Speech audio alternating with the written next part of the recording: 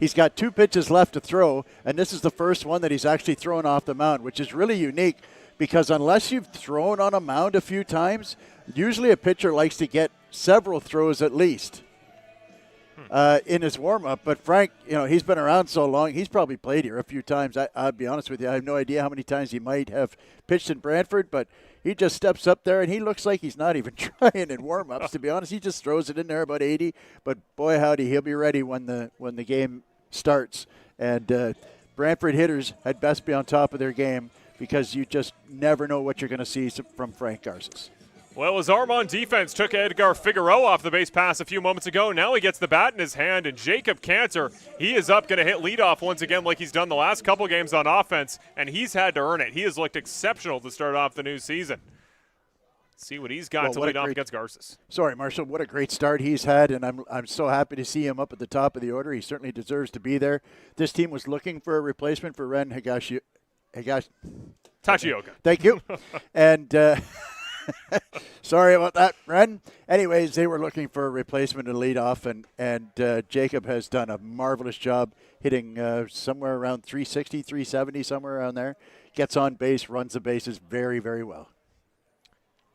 8 strikeouts on the new season, but 3 RBIs, almost as many hits.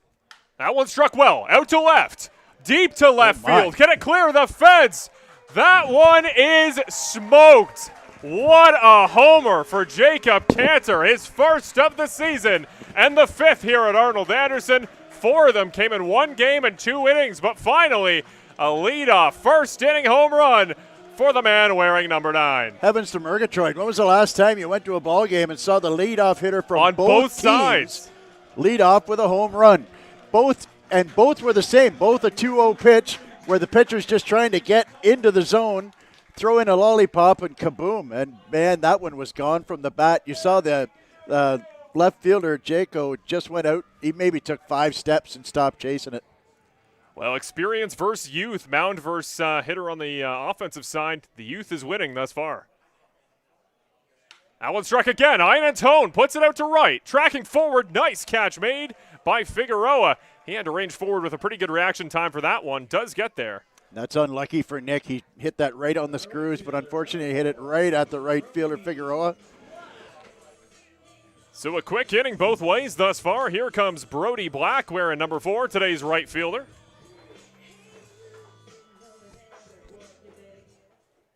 See if he can find some of that magic Jacob Cantor found just a moment ago.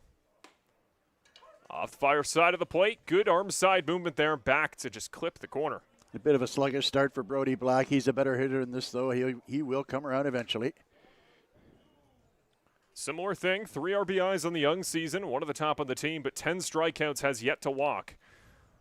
See what he's got here. 1-1. Gets that spot again, does Garces. Looks like the home plate umpire is trying to establish just a little bit off the plate there, and nobody really going to complain about that except for the guy with the bat in his hand. The 1-2. Doesn't go around, but called strike 3 regardless. That's going to be interesting. If that's about what they're going to give the far side of the zone, you'll want to see some of these righties really get those arms extended, take some real swings, and as has already been proven, the ball connects at the field tonight. You might see some big power swings the rest of the way. Well, you can see it. Brody's disappointed there. That the players generally just want the umpire to call down for help from the first base umpire to see if he swung or not. Home plate umpire was 100% convinced that he committed to it, called it right away. So here's Tim Holick. Looks at that first one low of the zone. Today's guest on the soon-to-come-out second episode of the new season of Brantford Red Sox Report. Had a great chat with him earlier today. Still up in the air whether Red Sox Report is that one low and goes wild, but nobody on base to take advantage. That'll be 2-0. It's unclear still as of yet, Brian, if it's a gift or a curse in terms of your on-field ability to be on Red Sox Report. Last year, we did, of course, have an all-star. I may have jinxed Cassidy Want with his homers at home there streak there, so it's still unclear whether it's good for your playing acumen to come on the program. But well, you had me on, and you're still stuck with me. That's a great point. Hasn't worked for you. So. No, you're at fine form now. So 3-0 here. Good spot for Tim Holick. Speaking of guys you're waiting to come around, boy, this guy could be one of the top 5 hitters in this entire league. He's had a bit of a sluggish start. They do finally get one back, does Garces, 3-1. But he is entirely too good to remain in this doldrums that he's in. And the time will come very soon where he's going to start barreling up just about every strike he's thrown. 3-1, Garces to Holick. That one is put foul out towards the parking lot. See if we hear sheet metal. Nothing I can hear, so we're clear. We're going to full count. And Holick, you talk about a park you can hit a lot of right center field home runs in. Arnold Anderson's one of them. He hit an absolute nuke at the Chatham-Kent earlier this week. That was a big bomb. He destroyed that ball, and that just shows the kind of power that he's got. Full count pitch. 2 outs in the inning. Big one here. That one is put in play. No, it's going to hook just foul down the right field line. He'll get another chance, Will Holick, and it's one of those things. You talk about productive outs. We talked about that today on the new episode for the program. Productive outs can sometimes mean put up pitches on a pitcher who you know is going to be a threat into the late innings, starting his first inning of work. Yep, absolutely, and he's an analytical guy, Tim, and really works on the fundamentals of hitting. Another chance for Garces on 3-2. Oh, it is put in play. Chop towards third. They can't get the clean glove on it, but it does ricochet to the shortstop, who also will not try the throw. That one very nearly would have been a fun team play there. Hull can't quite get the glove clean on it. Well, that is a classic case of letting the ball play you versus playing the ball. So Holick now on first. Here he comes. Chris Ortega up to bat. You talk about a guy starting to find his form. He's been putting some doubles up on the ledger as of late. Of course, recovering from being day-to-day for about a week and a half there after a leg injury we saw a couple home games ago. He's looking good on defense today. Second baseman. Chris gets ready to hit. Yeah, we've seen him at first. We've seen him at third. This is I think, his Brantford debut at second base. That one popped up and over our heads, out back behind us as the wind starts to pick up here. Too. You're right. He's been hitting the ball pretty well the last few games since he got back from his injury. That little weird thing that happened to him in behind the mound there, chasing a ground ball. So he must be in good shape because there's considerably more running involved in playing second than there is in playing third. Cassidy Watt now the man on deck. Holick small lead off on first. That one also going to be fouled back behind. Ortega trying to time up Garces, now 0-2. It's a good pitch, but he was right on it. As a right-handed hitter, when that ball breaks back away from you, that little bit of outward movement kind of on the two-seamer, does it miss the barrel more often, or is that truly a strikeout pitch if a righty misses it? Well, that's a jam pitch. That's what you're looking for there, soft contact. The 0-2. That one is put in play, out towards right field. Potentially should be a good catch here for Figueroa. Going to be a nice play there instead by Adam Odd there at second base. He'll make the catch to retire the side. Well, it felt like a deja vu bottom of the first inning here. We had the leadoff home run at the start of this ball game there on the Barrie side for Ejo. And then a few moments later, it is Cantor for Brantford hitting his first home run of the season in his home ballpark. We got a 1-1 ball game through one inning. Well, that was virtually mirror images of each other, those two half innings, weren't there? A leadoff home run and then another base runner in the inning, just a little bit different order. And a nice play there by Adam Odd. Figueroa thought that Ortega had hit it better than he did and took a step back off the crack of the bat. And so a nice job by Adam Odd there to track that down. A guy who can play all over the ball field. One of my favorites in this league, Adam Odd. He can play all over the park. I've seen him play third. I've seen him play in the outfield. He's playing second base today. And as I mentioned, he's one of the more dangerous six hitters in this league. And we're going to get a good look at him in this second inning. Well, let's chat about it if we can. We'll show you the defense for the Brantford side in tonight's ball game. It's been interesting. There's been a couple positions we circled in our preseason preview, needed to be figured out, potentially didn't have a full-time guy at a certain position. We talk about Ortega. He's playing second base today. I believe you're absolutely right. His first time in Brantford since he joined the team playing at that position, at least at home. Holick going to play first again today. We talked about preseason. He has left field, third base, and first base flexibility, does Tim Holick. Today going to be back at first. And Lucas Lefebvre has started to get more consistent reps there at third. He's got a good arm, pretty good range, but Cantor's locked down that shortstop spot that I think last season he kind of wanted to work his way into. So I think once third gets figured out, if it is Lefebvre, it may be hard to get Ortega in this lineup with a guy like Andrew Savage wanting to take up that DH spot. Yeah, I agree. You've got a couple of situations there. You've got 4 outfielders as well. Francisco Martinez can play in the outfield. He started in center field last night up in Welland. And so you've got basically 4 outfielders that are still sorting things out and 5 or 6 infielders. And then, of course, you've got 2 catchers who are both hitting, and therefore they're kind of taking up the catching and the DH spots every game. I'm not sure there's been a game where I think Cassidy Watt has played all 7 games. I think Savage has sat 1 or 2, but now that he's hitting as well as he is, you've got to get him in the order, absolutely. It's a good and new problem to have for the Red Sox personnel. Gonna look and show bunt. No luck. Ooh. So here comes Arias. We'll see if that was a true tune-up first inning. Of course, he allows that home run to lead it off to Ejo the same way Garces would a couple moments later. We'll see if he's in better form here. We'll see if the pitch placement's a little stronger in the second inning. Good break, too low of the zone. Started Hernandez off with 2 breaking balls here. You imagine he'll come back with some heat, or will he come back with another breaking ball? Montreal, Quebec zone, Francisco Hernandez. Up a little bit high, no call from the home plate umpire, now up 3-0. Yeah, it came with the fastball. It's up a little bit. You'd think you just got to come with the fastball here and throw a strike. Hernandez, 11 strikeouts, only 1 walk in the season. Could see the second here. And yes, there it is. He is going to walk on 4 pitches. Will Francisco Hernandez bring up the man you alluded to earlier, Brian, Adam Odd.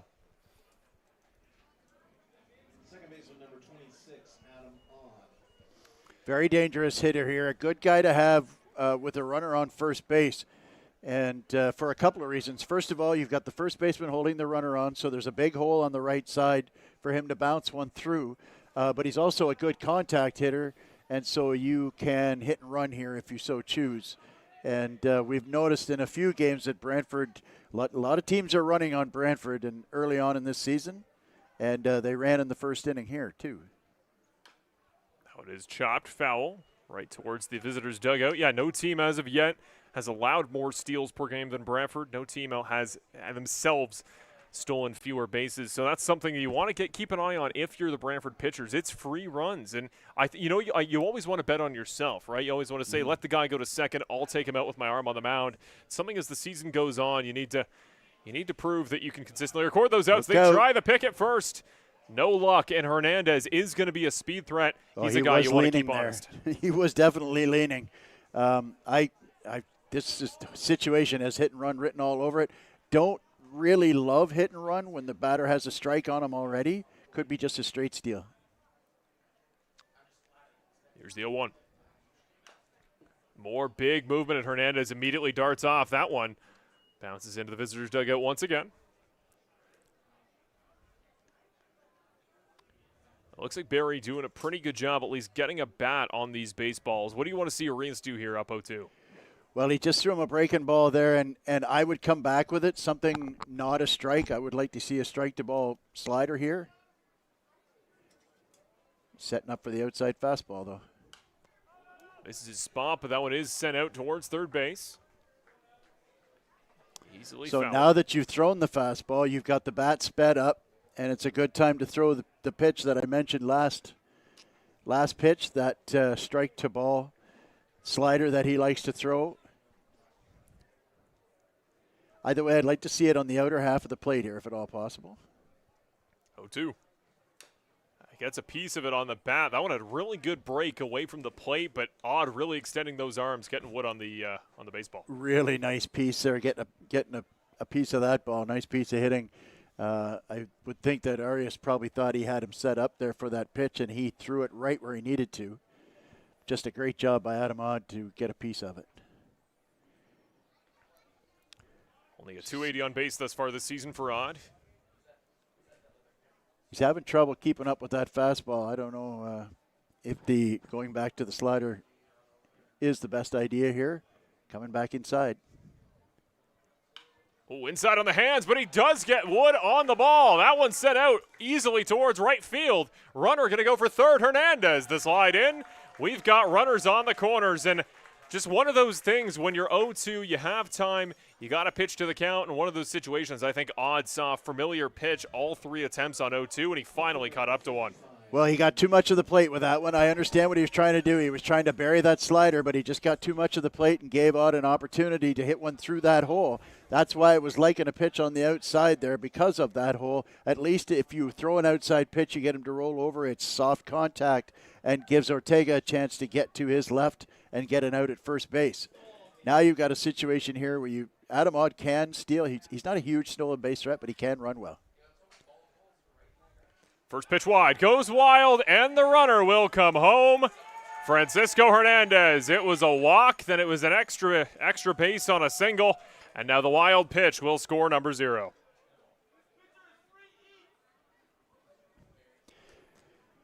Yeah, so unfortunately that is a situation now where you had a runner on first and nobody out, 0-2 count, and 2 pitches later, you got a runner at second and a run in. So the bottom of the order doing some damage for Barrie, and that is why their order is so formidable. Hayden Jaco shows bunt, does bunt. Arias gets the glove on it. Throw in time to Holick. They at least record the first out, but the runner will advance. Adam Odd now to third.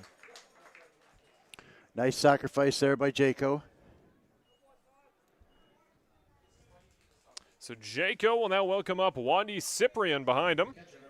The catcher in today's ball game. Then Noah Hall, the next man up behind, batting 9th in the order. Cyprian batting .346 on the young season. Solid sample size too, 26 at bats for the catcher. That one fouled off over our heads, like many players in tonight's ball game from Santo Domingo, Dominican Republic. Yeah, that's probably the biggest difference this year from last year, isn't it? So many more imports in the lineup. There's also a pipeline from Coquitlam, BC. Hayden Jaco a few moments ago from Coquitlam, like many players on this Red Sox side. Misses on that one, 0-2. That was a very nice slider there, and I would suggest going right back to it until he proves he can either hit it or lay off it. It's the best version of a slider, one that looks like it can just couch the outside piece of the plate. That was textbook right there. Really good movement. What's he got on 0-2? That one going to be fouled back again. Batters seem to at least be able to time up the fastball. Nobody, though, can truly get it out in front of them. Well, Arias does throw hard. He's got a really good slider. He's got a good changeup. He doesn't use the changeup a lot. So runner on third. One out in the inning. The pitch. Swung and missed on. Once again, going to go loose out of the glove. The throw to first will record the out. Watt, I like the decision there. He checked at third base. He knows he's got a good arm. He knows he's got accuracy. Made sure the runner wasn't going to go at third. Once he held Odd there, then he made the throw for the out. Yep, smart play. Didn't go in a hurry. Made sure he had a look down there to see if the runner was trying to cheat him. And made a good, strong throw. That's not an easy throw. Although the only thing I'd like to see there is that due to the fact that he was on the foul side of the baseline, I'd like to see Holick kind of cross over, yell outside, and just get that right foot on the base so he can catch the ball in foul territory. We'll talk about living on the edge of the bell curve. Here's Noah Hull, the final batter in today's lineup. He's got 2 home runs, 3 RBIs, and 5 strikeouts in 10 at-bats. Catches the far side of the plate. Arias gets a call. 1-1. Yeah, I want to see him get aggressive here with 2 out. The last thing you want is to see the top of the order come up with a couple of runners on. So go right at this hitter. I know he's got some good power, but he also strikes out a lot. Up a little bit too wide. It's going to be ball 2. Noah Hull, Scarborough zone. 6'3", 225 pounds.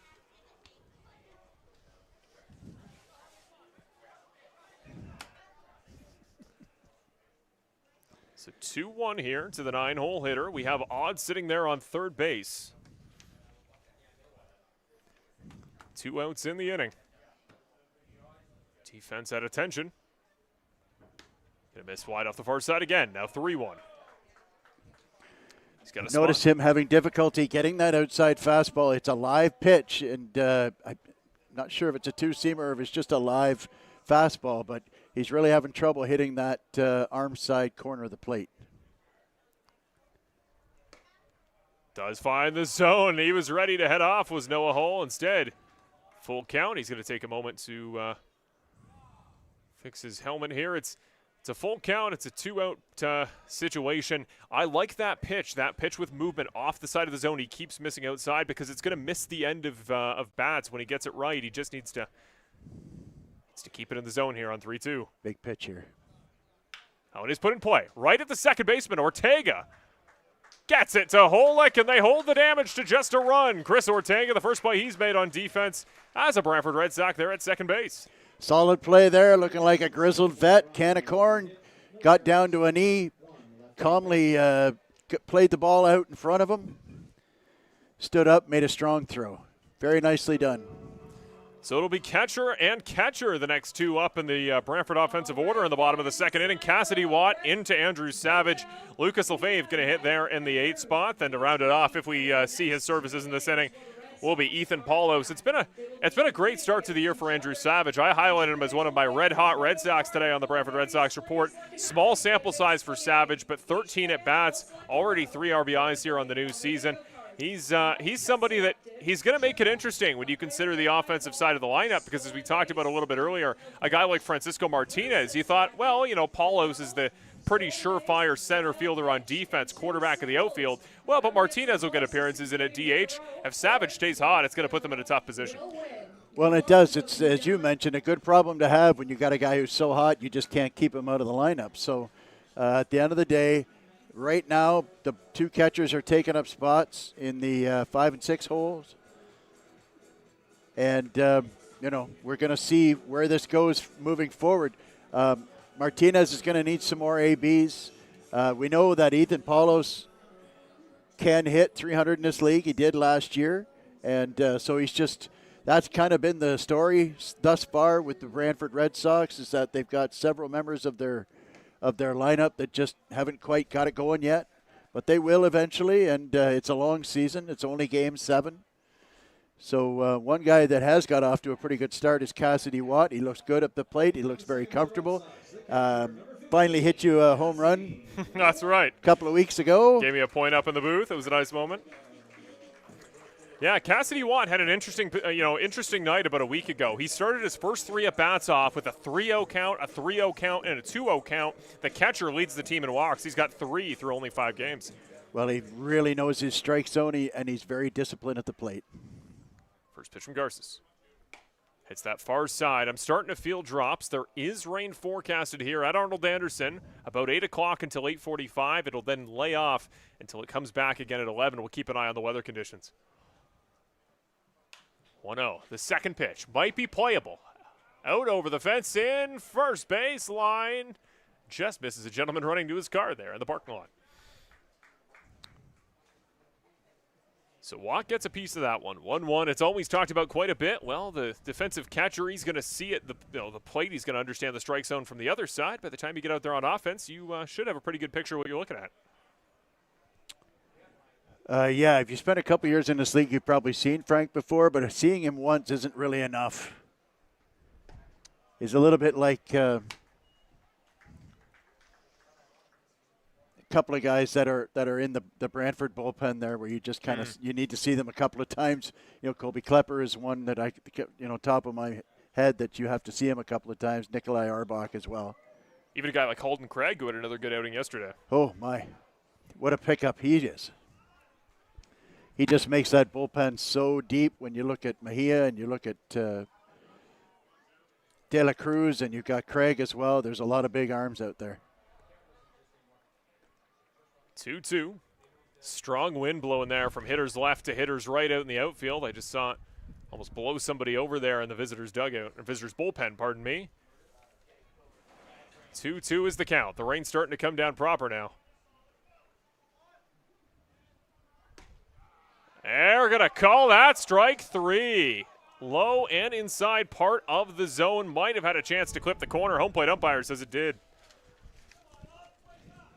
Strikeout looking for Cassidy Watt to open up the second as we waterproof ourselves here in the booth a little bit. That's the beauty of baseball. You can put up with quite a bit of precipitation, unlike some other sports.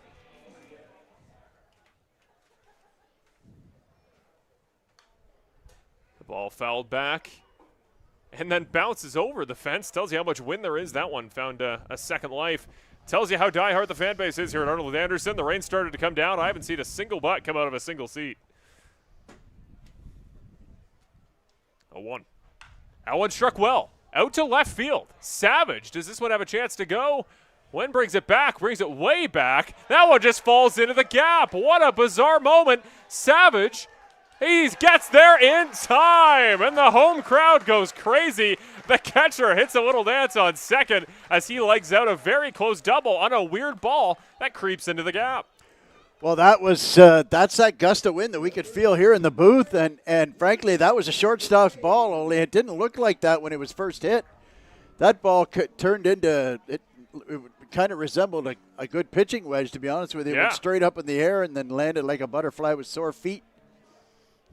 Maybe Mother Nature's up there wearing a Red Sox jersey. Either way, Andrew Savage now on second base. Here's Lucas Lefebvre up for the first time today. Well, and hey, kudos to Savage for running that out. A lot of guys only get a single out of that, and he got a double. So it's real easy to give up on that ball, but as soon as he saw that that the ball was hanging up there and coming back toward him, and Ejo really started getting on his horse to try and catch up with that, he took off for second base. So Lefebvre 0-1 facing Garces. That one is put in play. Struck out to center. Underneath it. And it's a nice catch there by Figueroa. Now Savage will leg it out towards third base. The throw is offline. 2 outs in the inning, but at least they've got Andrew Savage there on third base. If we can see a nice piece of hitting from Ethan Paulos. I tell you what, Figueroa's got a hose out there, man. Savage is actually lucky that throw is offline. I didn't think Figueroa had a chance, but that was a seed coming in there. Wow. So Ethan Paulos, the guy that we've always talked about, it hit well last year. He was up towards 325. Yep. He's an absolute burner in the outfield. We just want to see him get back in form here on offense. Big chance to do so here with the weather truly starting to get difficult now. Does get the ball on that one. He sends it to the third baseman. A little bit of a bobble, misplay. Hall, they say not in time, not a clean throw, which means Savage will come home. Clutch moment there. The weather's starting to get weird. It wasn't clean in the glove for Hull, and it didn't look like the throw got in there clean to the first baseman. This game is tied. Well, that was actually a nice play by Hull to keep that in close to him. That was a hot shot. Knocked it down, picked it up. And Machabrola's been thrown out of this game. He disagreed with the call. Machabroda made a wonderful play to get the scoop at first base, but clearly he's been chirping the umpire after the fact because he's been thrown out of this game. One of the best hitters in the Barrie Baycats lineup. Going to take the early trip home all the way back to Barrie, Ontario. That is a huge loss for the Baycats early. And to be honest with you, I'm a little surprised. Josh has taken that pretty well. The Barrie Baycats manager. I was expecting a little bit more of a discussion there, to be honest. Sometimes you wonder if the manager heard the comment that was made and said, yeah, you're getting tossed for that every well, he might have walked out there and said, what did he say? And maybe he told him something pretty heinous. Where Josh had to agree. Maybe that was enough. Got to wonder where the bar is on that. The bar's pretty low for telling a manager something and him going, oh yeah, agree. You know what I mean? So Jacob Cantor will hit in back-to-back innings for just the second time this year. Remember, he homered at the very first at-bat of the day. Garces does not want to see number 9 back up in a position that, well, we've had 1 run each half inning to this point. Runner now on first base. Big moment here could be for Cantor, especially with the rain coming down. Well, so now you've got Hull moving over to... Going to go to first. To first base, and Carson Barker coming in to play third now. So he'll take over Machabroda's spot in the order. Carson Barker, he's only made 1 plate appearance so far in the new season, so he'll get some good reps here today. 2 out, you wonder if they'll put a play on here. This is the far side. 1-0 early for Cantor. Paulus runs obviously very well, being a center fielder, and stole a few bases last year. Jacob Cantor, a guy who's hitting very well and just hit a home run last time up. You'll be hard pressed to get one out of here to left field now with that wind blowing straight in. Yeah, true and proper wind, rain, a little bit of everything. 2-0 advantage count here for the hitter. That one is put in play, but is going to go up too high. That might get pushed out The wind of is here. trying to push it out over the fence at the first base line. Very nearly a pop-up. That ball started fair. And it's wind what, is 45, 50 feet from the baseline to the fence? That'll give you an idea how much wind is blowing here, where that ball started along the baseline and ended up getting pushed right out of play. And that wasn't a big major league pop-up either. That was kind of off the end of the bat. The defensive infielders are going to earn their pay today, I'll tell you that. Well, now's when you're going to need a lot of backup from upwind, shall we say. So 2-1 here to Cantor. Gets a piece of it again. Fouls it back for 2-2. The umpire is going to call out Jacob. New bat boy with a fresh delivery there for the home plate umpire. And this is where I send the runner. You got 2 strikes on your leadoff hitter with 2 outs. And it's very tough to run on a left-handed pitcher. But I think we haven't seen Frank really even look over there. That doesn't mean he won't throw over. But this seems to be a situation where I would favor sending the runner. Agree. High risk. You might as well get high reward out of it. 2-2. One well too low. Full count. Well, now it's a moot point with 3-2 and 2 outs. The runner will be off. Now you just got to make sure that the pitcher's going to the plate so you don't get caught off here. Hull has gone away from holding on the base runner. Long wait for Garces. Cantor's going to call time. You talk about the quick pitch with the 2-strike count. That was a well. You won't see it. You won't see it from the stretch position. You only see the quick pitch from the full position. 8 strikeouts, 2 walks in the season for Cantor. Which will it be here? Runner goes. Ball's too low. He's going to get that one for free. 3rd walk of the season for Cantor. Great start to the night for him. A really good at bat there by Jacob Cantor. Fouled off a couple of tough pitches. I feel like the wind just blew that rain right over top of us, Marsh. So last time up, Nick Einentone hit an absolute seed out to right field, out to Figueroa, but right at him. If he can maybe find a hole out there, there's an opportunity to score 2 runs. Yeah, runners now. 1st and 2nd. Big spot here for Brantford. Einentone gets a piece of the ball. Sent straight at the second baseman. Should be an easy throw, and it is. The half inning is over. Big opportunity there for the Red Sox. Einentone, his first pitch of the night he saw. Hardliner to right field. 2nd pitch of the night. Grounded out to the second baseman. Yeah, Nick doesn't walk a lot. He sees when he likes. He hacks at it, and frankly, most of the time he barrels it up, so he's justified in doing so. Just Frank got some soft contact out of him there, got it off the end of the bat a little bit, and he rolled over on it. That's the thing, too. I mean, if you're known to be an aggressive hitter who likes to swing at pitches early in the count, sometimes they'll try and feed you something outside so that you hit it off the end of the bat. Well, we're going to take a quick 90-second break, and we'll be back in just a few moments on Brantford Red Sox CBL Baseball, YouTube, CBL TV, and wherever you may be watching us. We thank you for joining us. We'll be back in just a moment.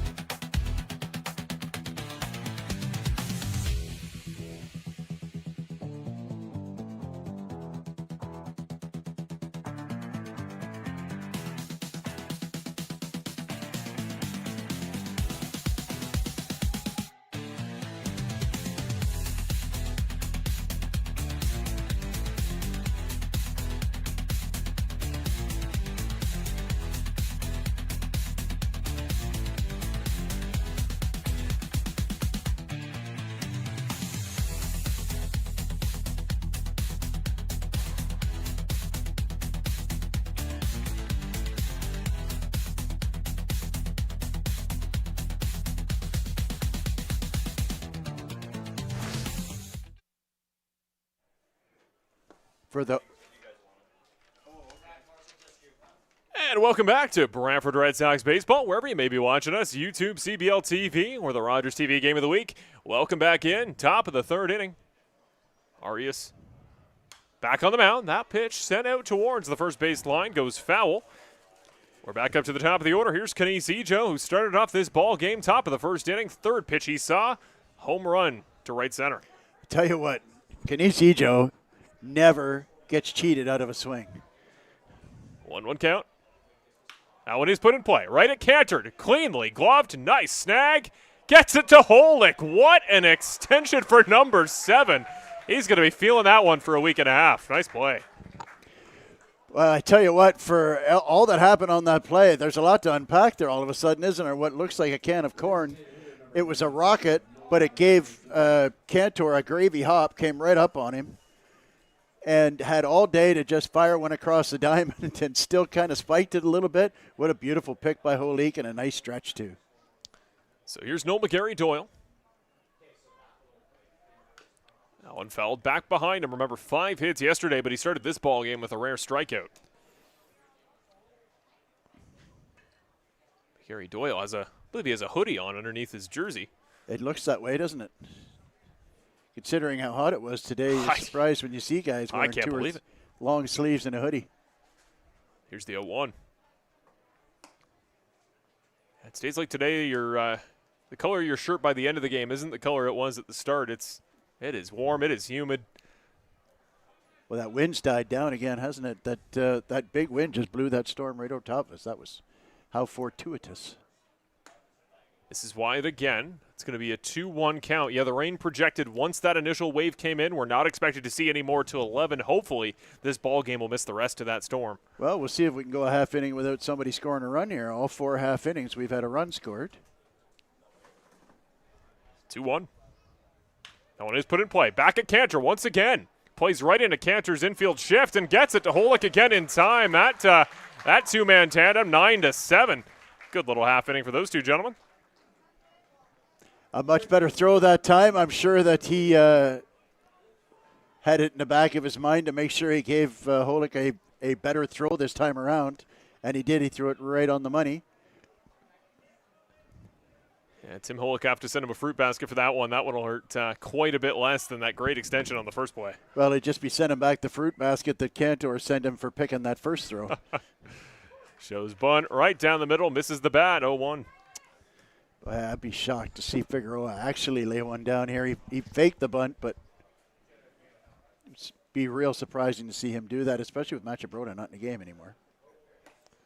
Misses on that one. 0-2. Remember, he got on first base on an error earlier in this ball game. Then he was trying to leg out after a steal. Tries to go to third. Gets caught out on a nice throw there from Jacob Cantor. The ever-rare 6-5 putout. 0-2. That one is put in play.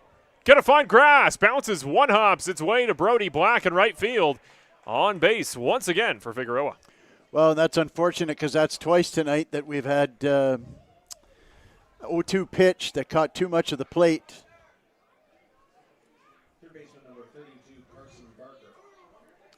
So Carson Barker now in the ball game. Number 32 replaces the ejected Nolan Macabrota. Yeah, I'm not going to lie. I don't know a lot about this fella. He's only had the one plate appearance, I believe, this season.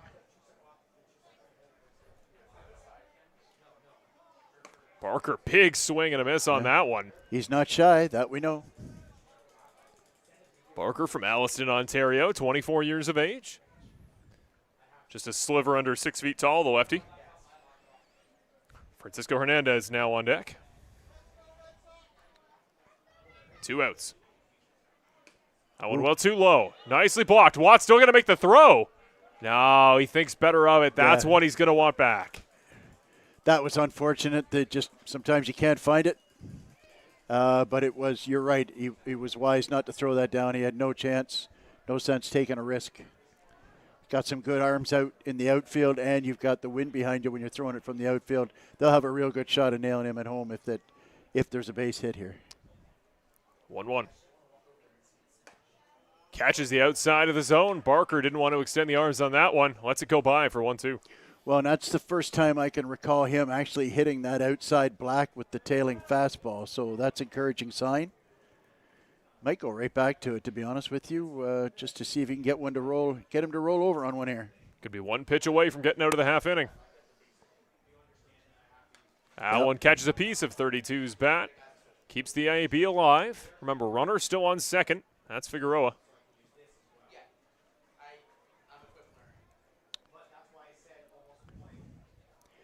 Well, you hate to go back to the well once too often in any situation, but the way he took a rip at that inside pitch early on in this at bat, I'd stay away from him. 1-2 from Arias. Swings and misses once again. They'll need the put out at first. They get it. Plenty of work this inning for Tim Holick's glove, and thanks to its great defensive effort, we are out of this half inning. The Red Sox keep this game knotted up at 2s. Right, a good pitch there. Every once in a while, they seem to be catching my vibe and threw that live fastball to the outside of the plate, got the strikeout. Nice play by Watt. It was right down toward the dirt. It was a bit of a sinker there, and nice play to get in front. Took his time, got inside, fired a seed over to Holick for that third out. And then so if we happen to get it on screen now, you can actually catch that warm-up, this warm-up regimen from Garces. It's very unique. As you can see, it's what we call long toss. He's throwing probably the equivalent of 70 feet as he's out on the grass behind the mound here. You probably won't see 5 pitchers in your life do this. But at the end of the day, and like I said, he throws over 90, but that's clearly not 90 that he's throwing in there. He's just loosening up the arm. And then, as a rule, when he gets down to 2 pitches remaining to warm up with, then he will come onto the mound. They call it a pitcher mercy rule. Top arm in the league, defending MVP every year, has to go out and pitch from an extra 10 feet back. Well, at the end of the day, I've seen games where Garces has thrown 120, 125, 130 pitches, and now you know why, because he doesn't use hardly any energy at all in his warm-up. And so when you think about it, if we watch Arias come out, he will throw regular pitches. Most pitchers are coming out and they're working on something specific. If there's something from the previous inning that they didn't like, maybe the curveball isn't as sharp, maybe you're not locating that outside fastball that Arias was having trouble earlier in the game, whatever the situation, a lot of times pitchers will go out and actually work on that in their warm-up in the next half inning. But Garces doesn't seem to struggle with anything. He just kind of goes out there and loosens up the old soup bone and goes right at it. Here's Brody Black. First pitch he sees, going to catch the bottom corner, far side of the batter. That's the second time on an outside pitch that Brody Black has disagreed with the call. Quick pitch there. Black catches a piece of it, but not all of it. 0-2 early. He's going to have Holick and Ortega up behind him in this inning. This is a big spot here for the Red Sox. The Red Sox have in a lot of their road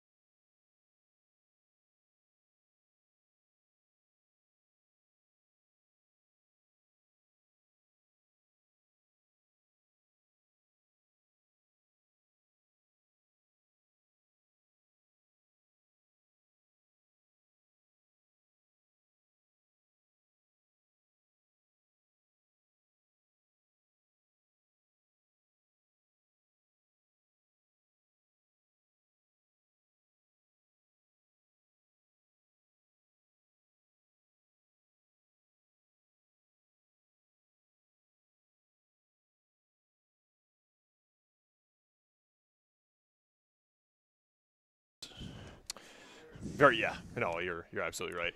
But like I said, he's a corner infielder. He's a big, thick dude, strong guy, but he runs really, really well. And, it seems surprising for the build on him that he can run that well. So it's interesting here to see Holick with 2 strikes on him to see how he adjusts. That one off the mound, pops up in the air, but no play by the shortstop, Tim Holick. Back on base, second single of the ball game. Does that qualify as foreshadowing? I would say it darn near might as well be. This many years in the league, Brian, you're seeing things before they happen. Well, I'm not sure I go that far. More like a stop clock is right twice a day, but at the end of the day, a good adjustment, anticipated the low pitch and hit it right back through the box, and darn near Charlie Browned him. He's a collegiate trainer of upcoming baseball talents. Nobody is a bigger, and I mean this in a nice way, bigger nerd for the game than Tim Holick. And right there, that little adjustment was all he needed for his second single. Yeah, don't knock us baseball nerds, man. We're a proud bunch.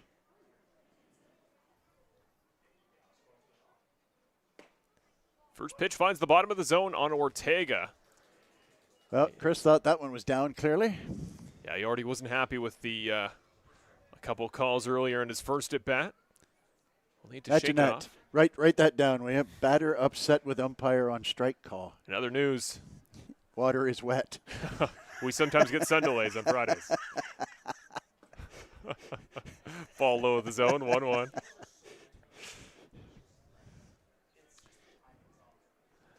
So it's Ortega here. Watts up behind him. That's the right thing to do, though, is to lay off that low pitch. You really got to work on Frank to get him to get the pitch up above the knees, because it's really hard to hit to get the ball up in the air on Garces. 1-1. Ball popped up and over our heads again. Plenty of souvenir bag of chips tonight for the young fans here at Arnold Anderson. And we've seen what can happen with a pitch when he hangs one, because Jacob Cantor knocked one into somebody's backyard there. First at bat of the game for the Red Sox. So 1-2. It's Holick on first. 1 out in the inning.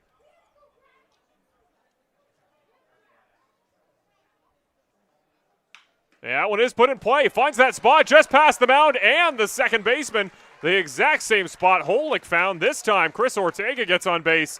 The defending IBL All-Star starting to pick up his form here in the CBL. That, ladies and gentlemen, is the very definition of plate coverage. That ball was off the plate outside, and he just reached out and stroked it right up the middle. What a beautiful piece of hitting by Christian Ortega. So now the Red Sox got something cooking here. 2 on and 1 out. And Cassidy Watt, a hitter who has seen the ball really well these days. Well, it's one thing to give one souvenir to the house, a block over sitting there in left field that has Jacob Cantor give them a gift a couple innings ago. We'd love to see the pull righty absolutely blast that one over that high fence in left field. 2 runners on base. Watt hit his first career home run earlier this season. Gets a good piece of that one. That one's pushed out towards right field. It is foul. Can they get under it? Not in time, but very nearly there for Noah Hull, who moved over to first base. Similar guy to Black. Good wheels on him once he got going there. I tell you what, this is going to sound crazy, but they are not holding Holick on second base. He could be 30 feet off by the time Frank releases the ball, which he could steal third base standing up here. If they're not going to do anything. Typically a patient guy on the base pass is Holick. Look at that. That's 30 feet away from second base. That one chopped. Sent it to second baseman. They make the out at second. The throw now to first. Nice play. Great extension. Noah Hull coming in defensively to sub for Macabrota. That was a nice play there by the Barrie defense on the double play. Adam Odd there got a gravy hop. Nice play to get it over. A good turn by Hernandez. Pretty much a tailor-made 4-6-3 double play ball. Unfortunate for the Red Sox. So it'll be Hernandez, Adam Odd, and Hayden Jaco, your next 3 for the Barrie Baycats offense as we head to the top of the 4th. So let's take a quick moment to thank our awesome partners that make everything possible here on Brantford Red Sox CBL Baseball, wherever you may be watching us from. We want to, of course, start with our presenting sponsor, our good friends at Mr. Lubin Tires, title sponsor of not only the team, but the ballpark and the Brantford Red Sox in their entirety. Also want to thank Montana's Barbecue and Bar. Great food, great prices, wherever you may be coming to. check out Montana's Barbecue and Bar. Popeye Supplements, we want to thank them as well. Put together a great package preseason for all of our players. They're, well, off the record, they're my official supplement store, have been for a number of years. And finally, we got Terry Summerhays, RE/MAX team realtor there. He's his billboard might be the best positive thing going for us here at the home ballpark in Brantford. Remember that game a couple weeks ago? 4 home runs, all for the home side, just barely clearing that billboard. Terry Summerhays team, on behalf of RE/MAX, we thank them for partnering with us this season. It's been a great year. I think later today we might have another extra fun little thing, not just the fun segment, my favorite segment, Brian's Player of the Game. We got plenty of time before we get there, but we might also show you some of our top highlights from a couple nights ago in our road game against Chatham-Kent, where a certain Tim Holick had quite the swing for himself. I said it to you earlier before the game here today, Brian, but I think it's one thing for this ball club, for this Brantford Red Sox side, to get in good form at home, to continue that home streak for the end of 2025. It's another to start putting up good streaks on the road. I liked what I saw on the road this week. I like the form they're bringing, and I think in 2026, that is a bigger priority of the team, to get comfortable, to carry the momentum from home games on the road when Brantford leaves the city. Yeah, you see, it's tougher to win on the road in this league because a lot of teams do exactly what Brantford does. They make sure that they throw their best team out there. If a young guy is going to get some time in, if a new reliever is going to get some work in the middle of a game, generally not at home. Generally, that's going to happen on the road. It's so important to win at home. When you have a good record at home and your reputation is that you play good baseball at home, and that's helped put butts in the seats, right? So the fact that you are starting to get competitive on the road is a very telling stat in that makes you a tough team to play against. Up for the second time today, here's Francisco Hernandez. Walked, later scored the first run of the ball game back in the second inning. No call on the bottom side of the zone there. And Lucas Lefebvre sneaking in on third base. He's got a full step in on the grass by the time the pitch is thrown. Expecting maybe Hernandez shortening up here. That one fouled back once again. The fastball from both of these veteran pitchers today, it's one thing for these hitters. They're getting the bat on the ball plenty. They're just not putting it in the right direction. More movement than pure velocity. Yep. Typically what you see from more experienced pitchers. Ooh. That one, I think they're going to say missed high. One of those things, I think, in a lot of younger hitters, that's almost harder. You know, the quick arms, the quick swings, sometimes you can catch up to speed when that ball moves back arm side. That can be tough. Shows bunt, and baseball misses bat on that one. There's been quite a bit of that from Barrie, and a lot of the top teams here. I think a lot of teams still trying to test Brantford when it comes to their little defensive schematics, the little things that the 2025 team had a lot of struggles with. Well, this is a different team, and, starting with first base, Ortega was mostly at first base. We had a myriad of players at third base. Jacob Cantor took over at short. Bateman and Lefebvre were pretty much exclusive on second base. We have seen Lefebvre and Bateman manning second base by and large. But obviously today we got Ortega, who was a bit of a surprise. Not your stereotypical second baseman's body, shall we say. Generally, they're a smaller player, kind of little water bugs, as it were. And that's an unfortunate walk to a good runner with another dangerous runner coming up here. And I notice Ortega playing much deeper in the hole. Runner does go. No throw there on Hernandez. So a very productive start to the ball game for number 0. Well, to be honest with you, if we run that back, Odd had fallen forward after the pitch, and I really would have liked to seen Cassidy Watt throw that ball and then ask for interference, because he definitely leaned out. Whether or not he was interfering, I'm not 100% sure. It happened real quick. 1-0. Hernandez thought about running again. That one set up. Popped foul. Under it is Holick. He'll try to play it at the dugout. Just barely hits the top of the visitors' clubhouse. Holick frustrated he couldn't have a chance to make a play on that. Yeah, that didn't go out of bounds by any more than 4 or 5 feet. That's a shame. Could have used that out there. That would have been a huge out to get Odd. I want to ask you from an umpire's perspective. That's an interesting one. Where the home plate umpire is situated to see catchers or batters interference, when you're looking Where are your eyes instinctively in that position as a home plate umpire? Are you right down because you know your guy out there on second base will make the call there, or are you instinctively looking at the play at second? Yeah, you're not really you're not worried about the play at second base. You're calling the pitch, and you're looking at what's right in front of you, and that's actually the easiest call because it is right in front of you. There's some difficult calls that are in front of you, things like catcher's interference, because you have to actually hear that or see that. But as far as batter's interference goes, that is something that happens directly in front of you, and you can make an educated decision on that right away. It's the worst kept secret in baseball that many batters, their actual offensive stance, how much they really crowd the plate, is in an attempt to drive hit by pitches on offense. Do certain batters, do you think, ever do a similar thing to create kind of guaranteed interference when their players steal? Oh, it's just part of my go-around. It's part of my swing exit. That's just how it is. I'm sure it happens. You know, there's a lot of baseball players, and we're playing for money, right? So at the end of the day, any advantage you can get. That's a wonderful little slider there that got him, tied him right up.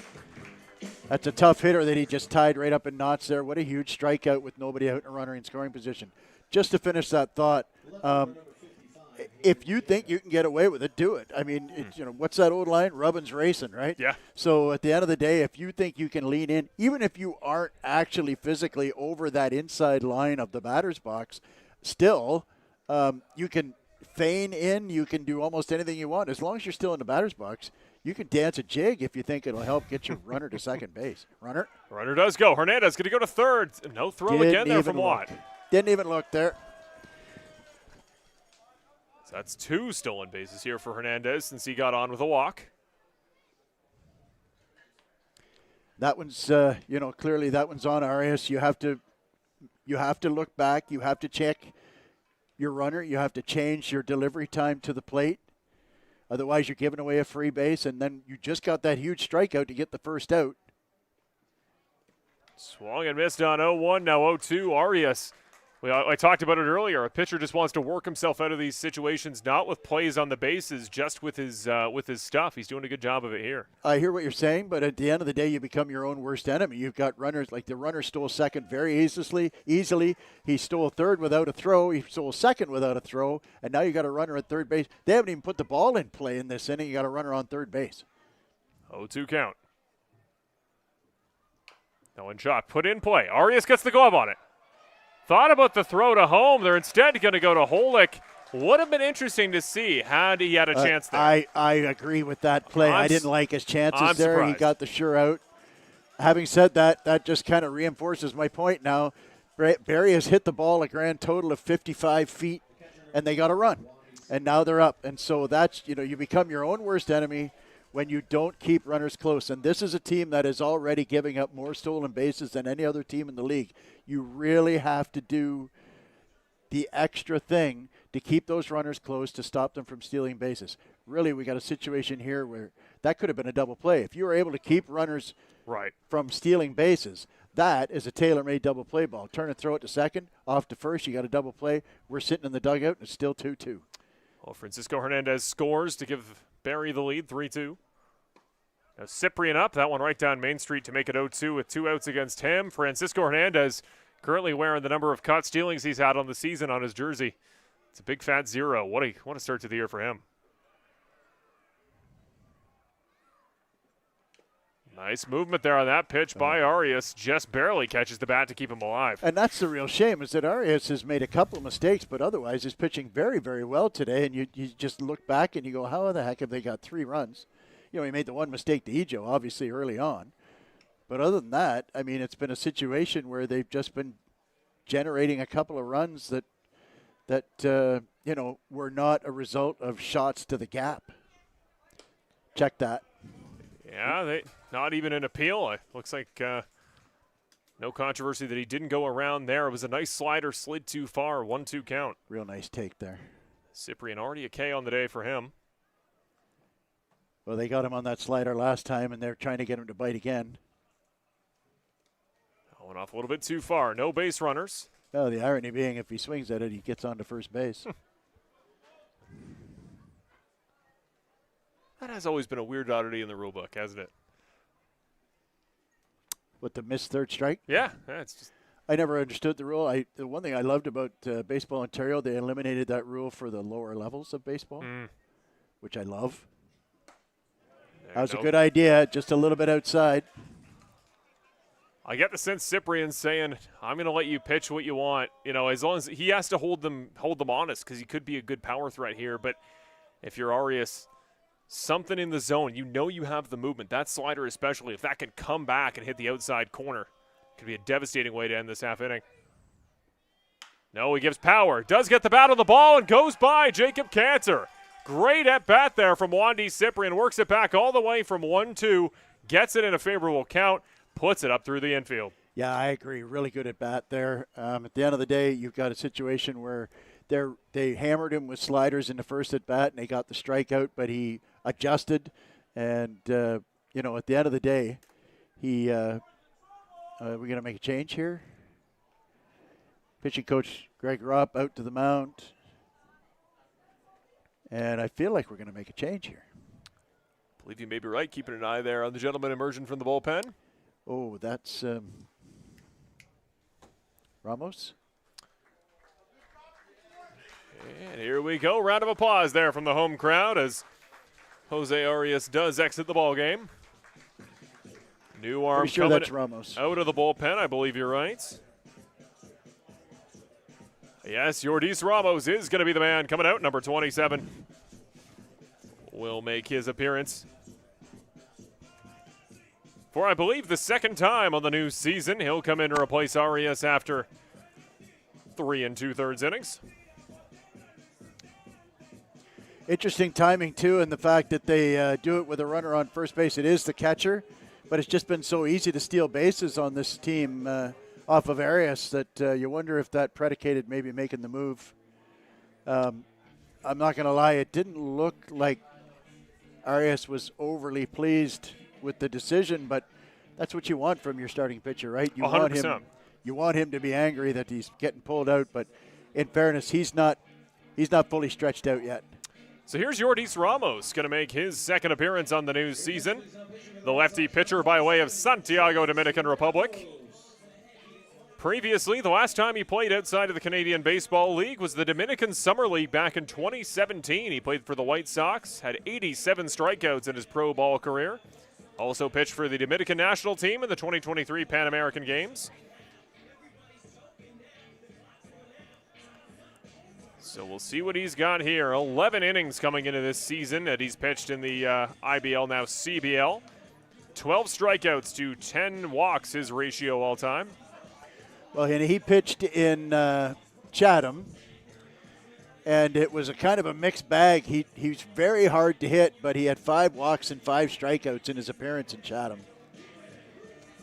Did a good job. You know, you want to just eat innings at a certain point through the middle stages when your starter comes out before he's even finished the 4th inning. Yeah, 4 innings. The key stat here is that he's pitched 4 innings. He's only given up 1 hit, but 5 walks. So if he throws strikes, you expect him to have some success, especially with the fact that this is a lot like Welland. This is a left-handed heavy batting order from Barrie. And a good lefty generally will have some success. So Noah Hull started this ball game as the defensive third baseman, is now the first baseman, and will wrap around to the bottom of the order for the second time today. So lefty versus lefty. And remember, Cyprian still on first base. First pitch from Ramos. That one put in play. Struck over the head of the first baseman. It'll roll out to Black. Runner coming around second. Black the throw in. Nice power. On the money. Go. Off the money. Bounces oddly, and the runner's just going to come straight home. No time for the throw. Messy series of events there for the Red Sox. Straight into the dugout goes Cyprian, the catcher, all the way around to home. Scores the 4th run for Barrie. Well, that is an unfortunate situation. That was what we call Baltimore chop. That ball bounced about 6 feet in front of the plate, right over top of Holik. Brody Black picked it up clean, but he overthrew the cutoff man. If he hits the cutoff man, Cantor's got an easy out at second base. Well, he overthrows the cutoff man, and then the ball had backspin. It looked like it was just going to bounce straight into the glove of Lefebvre, and then it took a backspin, rolls itself into the outfield. That was just a rough series of events there. Some in control, some not. Oh, crazy break there, but goes a little bit too far in its journey to the inside on the batter's hands. Here's the righty, Kenise Ejo. Grounded out in the third inning, but started this ball game out with a big home run. Now this is where the matchup changes with the right-handed hitter up here and a power hitter at that. Inside on the hands again. Gets the same result, 2-0. That is a nasty slider that he throws, and it's not surprising to me, to be honest with you, that he throws so many balls because that pitch is tough to throw for a strike. It breaks so sharply. I think I know what we're going to see quite a bit on 2 strikes against lefties. That thing is nasty. 2-0. Runner on second. Same pitch, same result a third time. He hasn't got a single call on the close side. He finds himself in the ultimate hitter's count. Well, you may as well put him on now. I mean, you got a left-handed hitter on deck.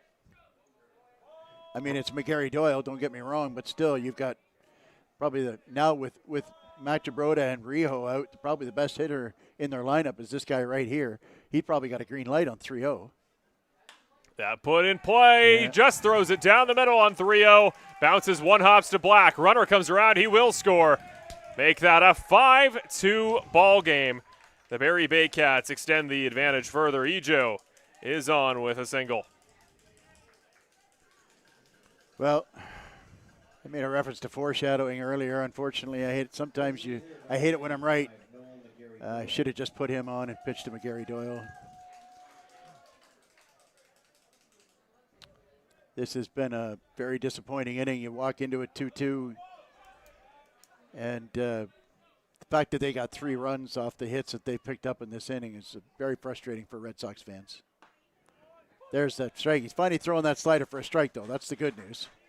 Yeah, good to see him starting to find his spot. Ramos had his first earned run of the game in his first inning. Looking to record his first out here. Would get him out at the top of the 4th.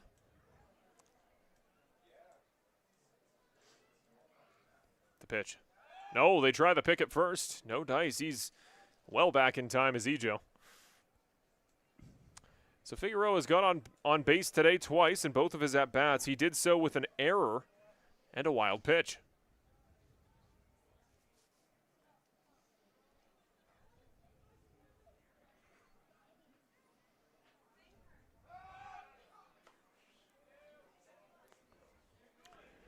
Okay, well, he's thrown over twice. Now he can't throw over again unless he picks him off, and then it's a balk. So now you've just given Ejo a green light to steal second.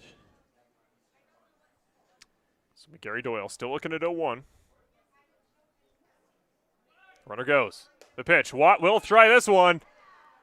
Not quite in time. Just a little bit too far off towards the second base side. And it was a nice attempt there from Cantor. He's always going to give it his best shot. That's the 3rd stolen base of the game for the Barrie Baycats. A Herculean effort by Cantor there. So Ejo now on second. Still 1-1 to McGarry Doyle.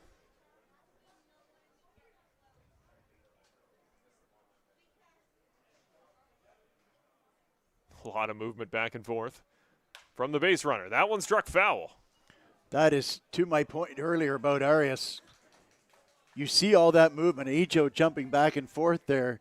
He waited. Ramos waited until he had jumped back towards second base and then delivered the pitch. And you can't steal a base if you're headed back toward the previous one, right? So that is how you keep a runner close. 1-2. That one popped up foul again. Nice job by McGarry Doyle. Again, productive at bats, keeping it alive here. Yeah, real nice piece there, staying alive. That was a tough pitch to foul off, man. That is one filthy slider he's throwing. That's just gross. You make a great point about the movement we're seeing from Ejo. Didn't do it there on that. Well, that was the other pitch. thing, too, is that he's changing his cadence. He threw quicker. Ramos, I'm talking about. He threw quicker and never let Ejo get into a chance to be bouncing around. Now, with 2 out, There he goes. Runner goes. Crazy break on that pitch. About the worst thing you can happen to throw when a runner goes to third. Make that the 4th steal of the game. And that is an epitome of a team that feels like it can steal at will. When you're stealing third base with 2 outs, that means you believe that you can steal at will. At that point, you're doing it for your own numbers, not your chances of victory. No, I'm just saying that you don't ever want to make that third out at third base. And so you feel 100% like you can't be thrown out, so you go.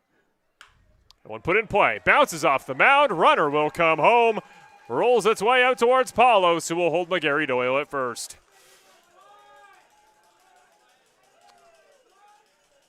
Ejo will score after 2 stolen bases. They were his 2nd and 3rd of the year.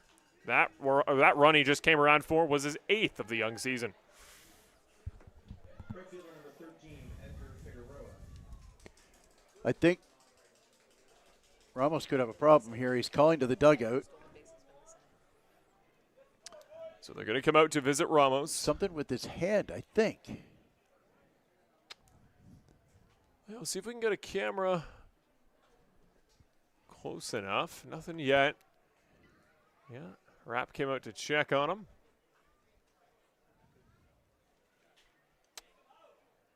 Just going to take a moment, take a pause. I think they might be looking for something to wrap his hand with.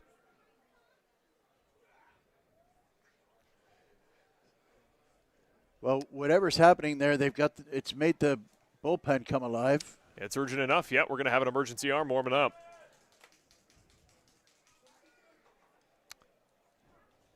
Want to add, thanks to our score, not only is it 4 stolen bases in the game for the Baycats, they have all been this inning. Not all off Ramos. 2 of them were off Arias.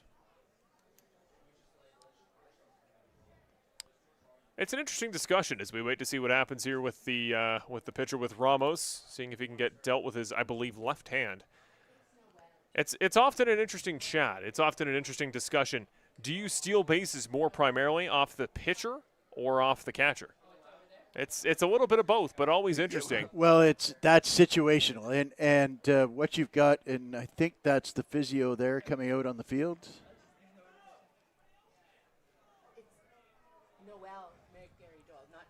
So we're waiting here on the situation with Ramos. They have brought a trainer out. There's a bag. We'll see what they do here. You can only have a certain amount of time, I would assume, Brian, per the rules to deal with a player to get a health situation addressed. Well, if it's his pitching hand, that's a problem, obviously.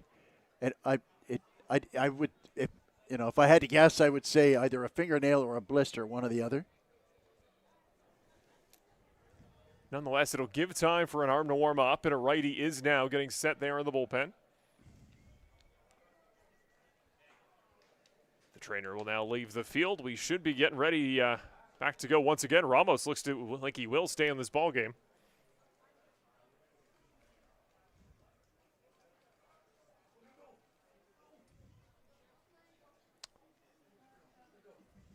So getting back ready to go. The Barrie Baycats lead 6-2. It was a close ball game through 3 innings. Then in the 4th, the Baycats in the top of the inning have really taken this one over. Still plenty of an opportunity to stop the bleeding.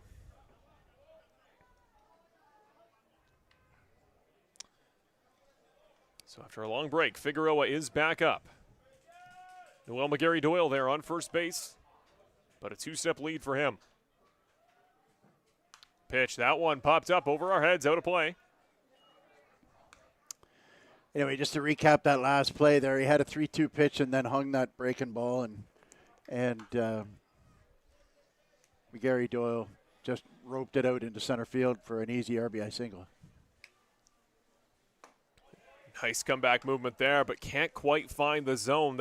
There are so many great pitches with so much great horizontal break we've seen from Arias and from Ramos. They're just missing the zone by inches. 1-1. Wild pitch, nicely blocked by Watt. No movement from the runner. 2-1.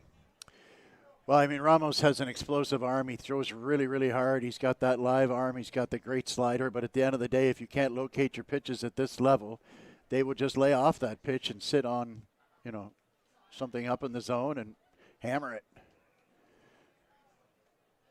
That one struck. Out to center. Should find the gap. No, it won't. Nice play made there by Chris Ortega. Good wheels, good instinct from a gentleman who we know loves defense. We didn't know he'd be so apt there at second, but nice play there to keep to stop the bleeding at only 4 runs. Well, what an unfortunate inning. You just had a situation there where they got a couple of runs without the benefit of a hit, and then a couple of hung pitches later, and that's the nature of this Barrie team. They are so good, and their batting order is so deep. They're without Rio. They're without Machibroda now. And, at the end of the day, you've got a lineup that just keeps on hitting. And a couple of defensive miscues, unfortunate. Well, we'll step away for another quick break here on Brantford Red Sox CBL Baseball. We'll take a quick 90-second pause, and we'll be back in a few moments to the bottom of the 4th inning. We thank you for watching, and we'll be back in a couple of seconds.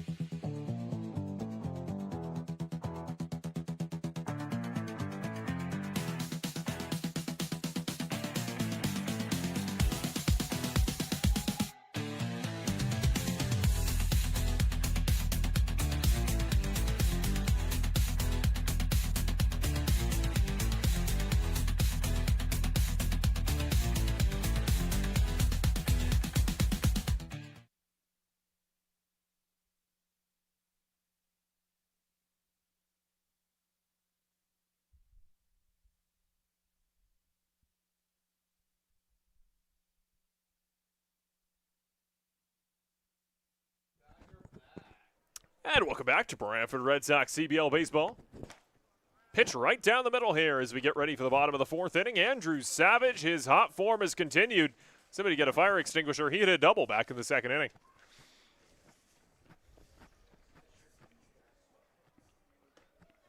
Pitch just misses the far side. Quick appeal, no dice. Garza's back on the mound. And that was probably the shortest double you've ever seen in your life, where it landed in between the shortstop and the center fielder. Great hustle by Savage to leg out a double there, where a lot of guys probably would have been just standing on first base. That one struck well by Savage. Could it get over the second baseman? It does find the gap. Oh, my goodness. Andrew Savage. My goodness. Somebody call the fire department. This guy is unbelievable coming in small sample size and only 6 appearances in this new season. He's looking unbelievable. Another single. Love what I'm seeing there from 17. And again, we talk about not very conventional. You're going to have every day 2 defensive catchers in the offensive lineup. But again, going to be interesting to see what you got to do with a guy like Martinez if you got 2 threats that you need to consider. That plays catcher. That one set out to center. Easily underneath it. McGarry Doyle gets underneath to make the catch. First out of the inning. Savage will run back to first base. That was a quick at bat there for Lucas the Fave. Yeah, first pitch swinging there. Well, sometimes a guy like Frank Garza will just give you something that looks like a strike, break at the last minute, get you off the barrel. So Ethan Paulos back in the positive column there. He singled back in the 2nd inning. He'll look to keep that momentum up as well. Looking at Savage in front of him. First pitch misses well wide. Nicely blocked there by Cyprian. On deck now is Jacob Cantor, who's having another stellar day for himself, leading off. Homer and a walk so far in this ball game. He'd be a great candidate to keep this momentum going. Cyprian's very impressive behind the plate, blocking the ball. He's quick like a cat, man. Really smothers the ball nicely. Well, wide there. He's got a very wide stance. Back foot is his right, his front is his left, and I was amazed how quickly he transfers the weight all the way up to his feet with such a wide base. Keeping him honest is Savage with the leadoff on first. 2-0. Great break there to work its way back down in. Garces, that was one of his best of the day. A 2-1 slider, that's the, it's a fastball count traditionally. So you're sitting dead red, and you see the ball start to break. You have to lay off of it, and then he drops that on you. Great pitch. 2-1 count. That one struck right back at the pitcher. He does get a glove on it for one, a chance at the double. Nah, this is in time. Unbelievable. The 1-6-3. You don't see a play quite that quick and snappy that often. Good wheels from Paulos. We talk about usually we see them on defense, so he was going to really shorten the length of that play could be. Nice job by Barrie's defense to shut this inning down. A great play by Garces to be in the fielding position after you throw the pitch and be able to leave your feet and pick up that one hopper, turn and fire a seed out to second base. And, of course, we know Hernandez has a hose at shortstop, and he fires one across at 90+ and gets the speedy Paulus. Well, here we go. We head into the just a half inning short of halfway through this ball game. What adjustments do you want to see here from Brantford? We're going to see Ramos come back on the mound. We know an arm is in the bullpen warming up and just in case because he almost came in as an emergency substitution. What changes does Brantford need to make in a ball game that is still within reach? Well, I mean, for starters, teams are running at will on them. And so the score belies what's actually going on the field. And so, prime example, once again, Ejo gets on first base, steals second, steals third, comes home on a single. In fact, he came home on a high chopper back to the pitcher's mound. So you've got a situation where, as I mentioned, at the risk of repeating myself, that Barrie hit the ball a grand total of 55 feet and scored a run. And you have to be tougher to score on than that. The pitchers are good pitchers. They're throwing hard. They're throwing explosive sliders, good changeups, sinkers, what have you. But at the end of the day, they're just too easy to score on right now. So we have a situation where they're stealing a whole bunch of bases. And then you add to that errors on the defense, put so much pressure on the defense that sometimes you make mistakes. We saw it last night in Welland, where Andrew Savage, who's a very good defensive catcher, threw one out into left field and allowed Daike Arbe to score the first run of the game for Welland. And then, tonight we've got a case where we missed a cutoff man, which was an easy cut, throw to second, out of the inning. They didn't get that and ended up giving up 2 more runs. So the fundamentals of baseball are expected to be implemented at this level of play, and in the 4th inning, they were not. So the adjustment is very simple. Just kind of, how can I put this gently? It's time to attempt some proctology and to start playing better baseball. That's where it always starts and ends. Play good baseball, and you'll be much tougher to play against. You can't make the margin smaller on yourself. There's been great starting pitching all year. I won't deny it, but starting pitching and ability to deal and to shove on the mound.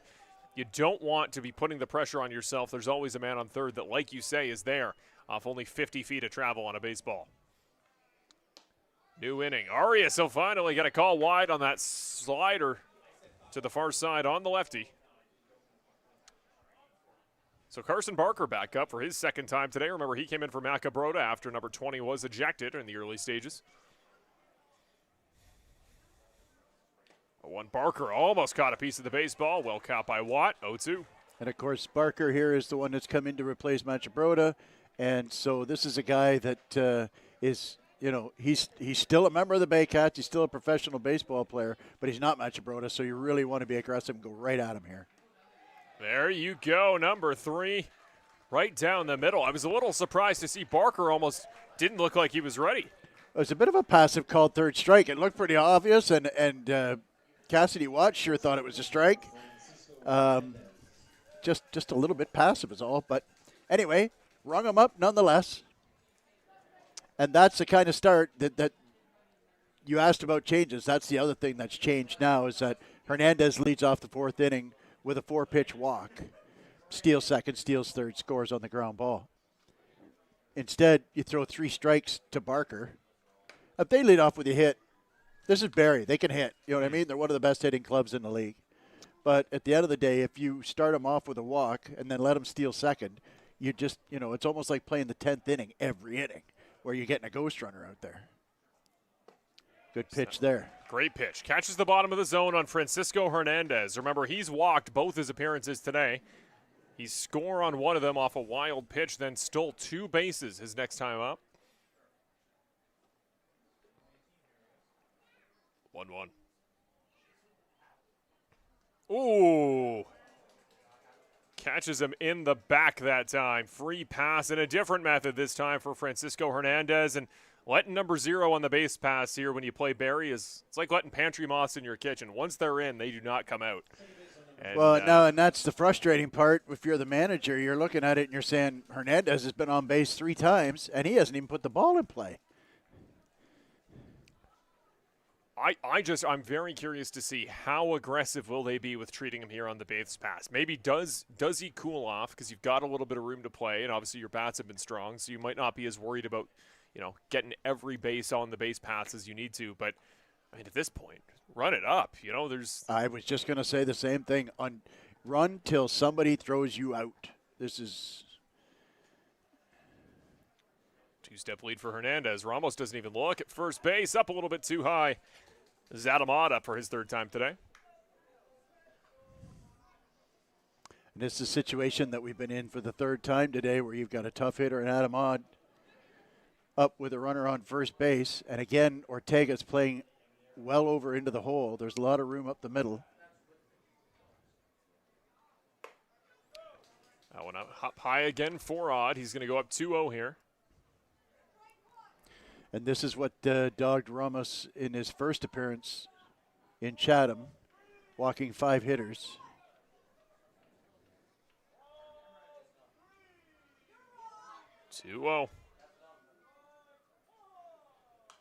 That ball popped foul up and over our heads.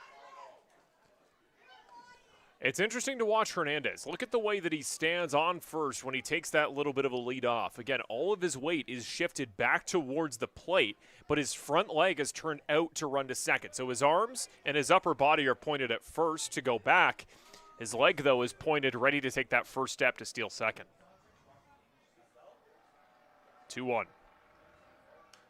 That one is going to get sent back in the back catch again. 2-2. Nice pitch there. Got it up above the belt. Got a swing out of Odd. Odd right on it. So to your point about the lead, yes, definitely that front side should be slightly open. The front toe being the right toe should be slightly open probably pointing toward third base so that it just lets you clear the hips a little easier when you take off. They try it that time, but actually one of the smaller leads Hernandez has taken. He's back safe. Yeah, you're right. I was just going to say the same thing, is that he was a step back further than he has been. At the end of the day now, what's different is like last time he went twice in a row over to first base. I'd like to see him come home here with a slider. 2-2. That one struck in. It's sent through the gap between first and second. Runner comes around, can't glove it cleanly. Black, a bit of a delay on the throw in, so Hernandez will take 2 bases on the single. That'll be the second single of the day for Adam Ott. Well, I don't know if it bounced up on Brody Black there. It went right off the heel of the glove and bounced away from him and cost him a base there. I don't know if Hernandez he didn't really look like he was going to third on that play, because he had held on for just a minute. Because it was a line drive and Ortega was playing in the hole, he kind of held up for just a moment.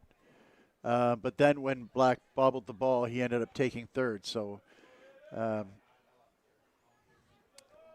tough situation here.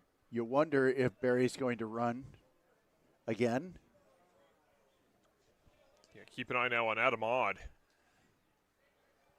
First pitch is struck. Right at the third baseman. Lefebvre. The play to Ortega. The play to first. No, it goes by Tim Holick. The runner will go all the way to second base. Hayden Jaco will take his position on second. It was a great start to the play. Nice throw by Lefebvre. Clean in the glove of Ortega. The second throw over to Holick. No dice. Well, and that is probably the first time that Ortega has made that throw. They didn't do an infield-outfield before the game. So that's probably the first time he's made that throw with a runner bearing down on him, and it was not a good throw. So 2 errors in the inning, and gives Barrie a run.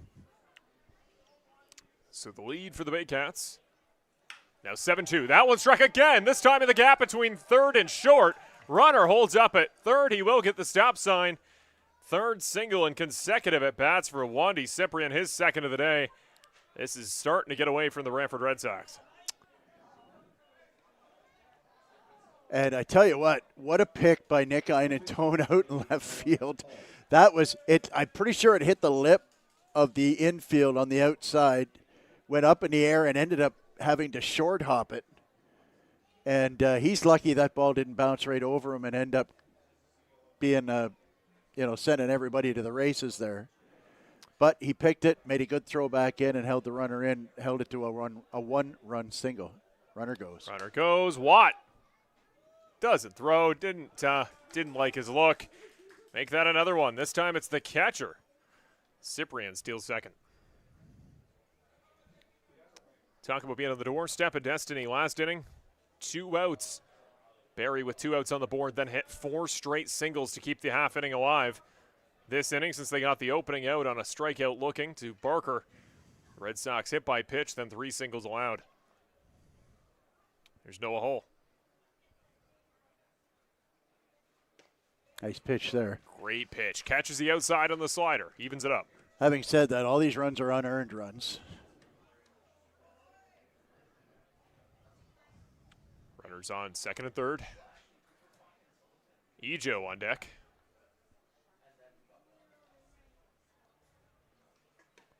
Ooh, up a little bit too high. Leans back, does Noah Hull to miss the ball. 2-1.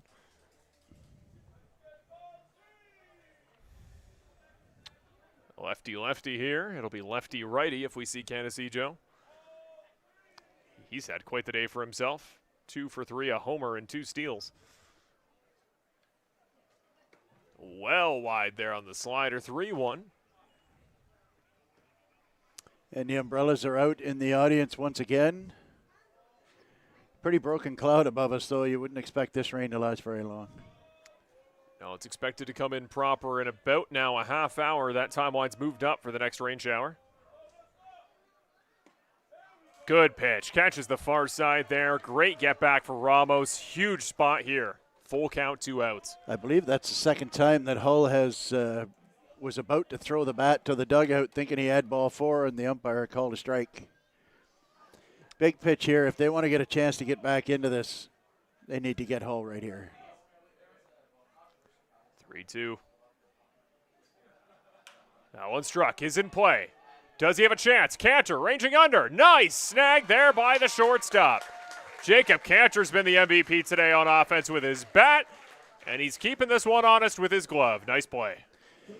Definitely good range there. He tracks the ball so well, doesn't he? He just right off the crack of the bat, he knew he had it, and which was really good too because Einatone probably couldn't get there to get that catch. And so a nice play there to get that third out. That was a very important out. Not only was it 2 runs coming in if that ball drops, but the top of the order comes back up. And Ejo is having, as you just mentioned a moment ago, he's having a night. So. Well, we've just hit the halfway point of this ball game. We'll step away as we take a quick break heading into the bottom of the 5th inning. We'll take a quick 60 seconds. We'll be back in just a moment on Brantford Red Sox CBL Baseball here on YouTube, CBL TV, and Rogers TV.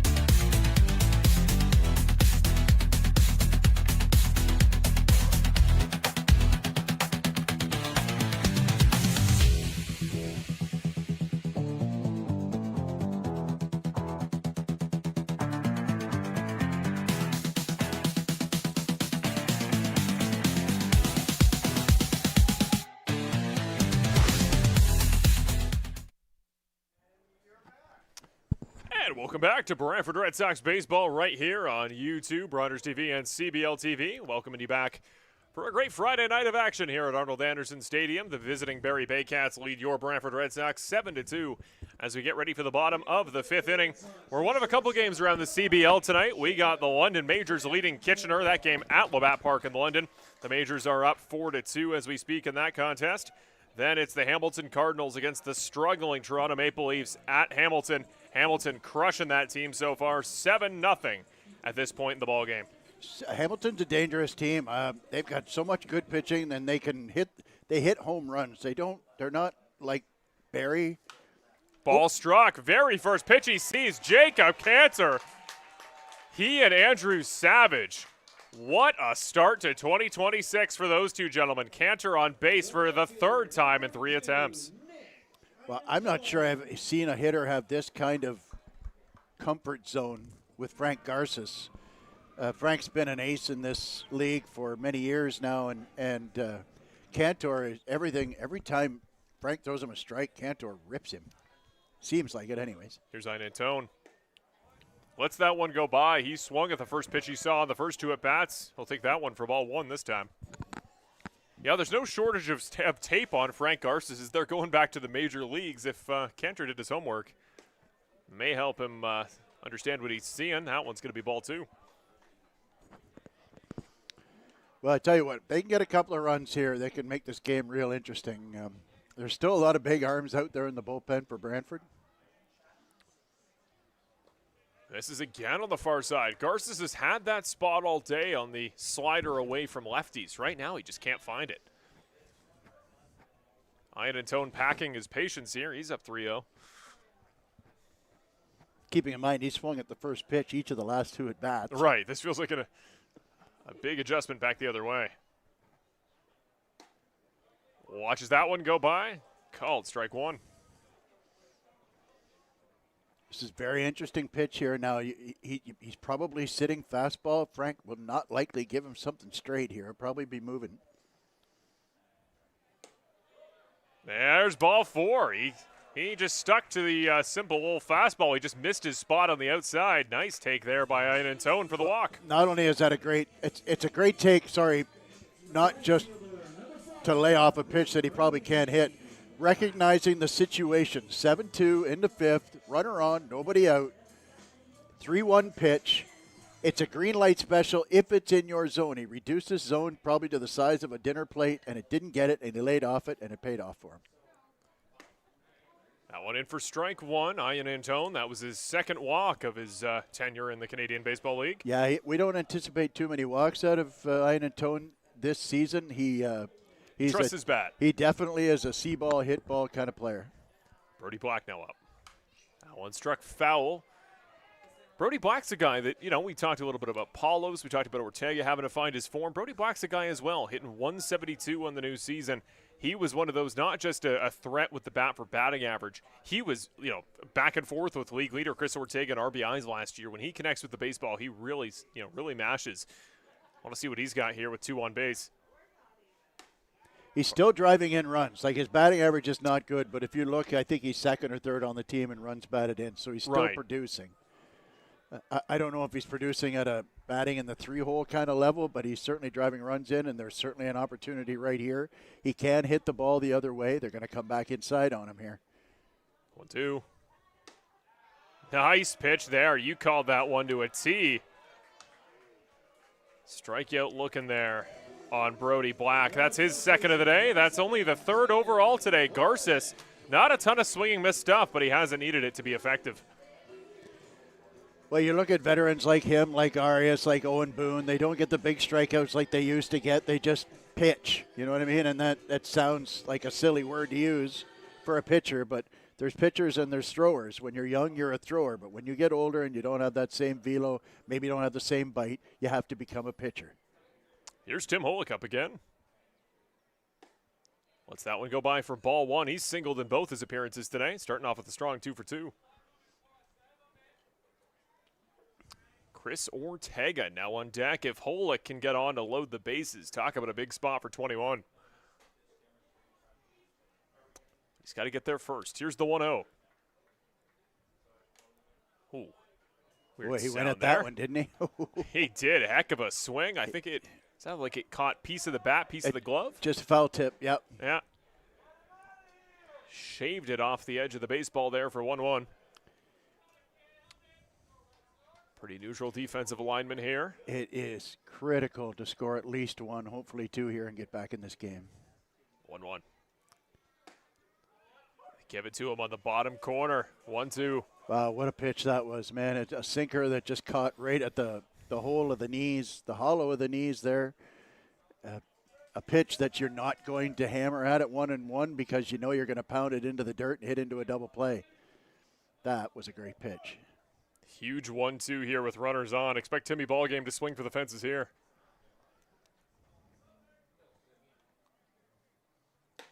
Swing and miss. Big pitch there for Garces.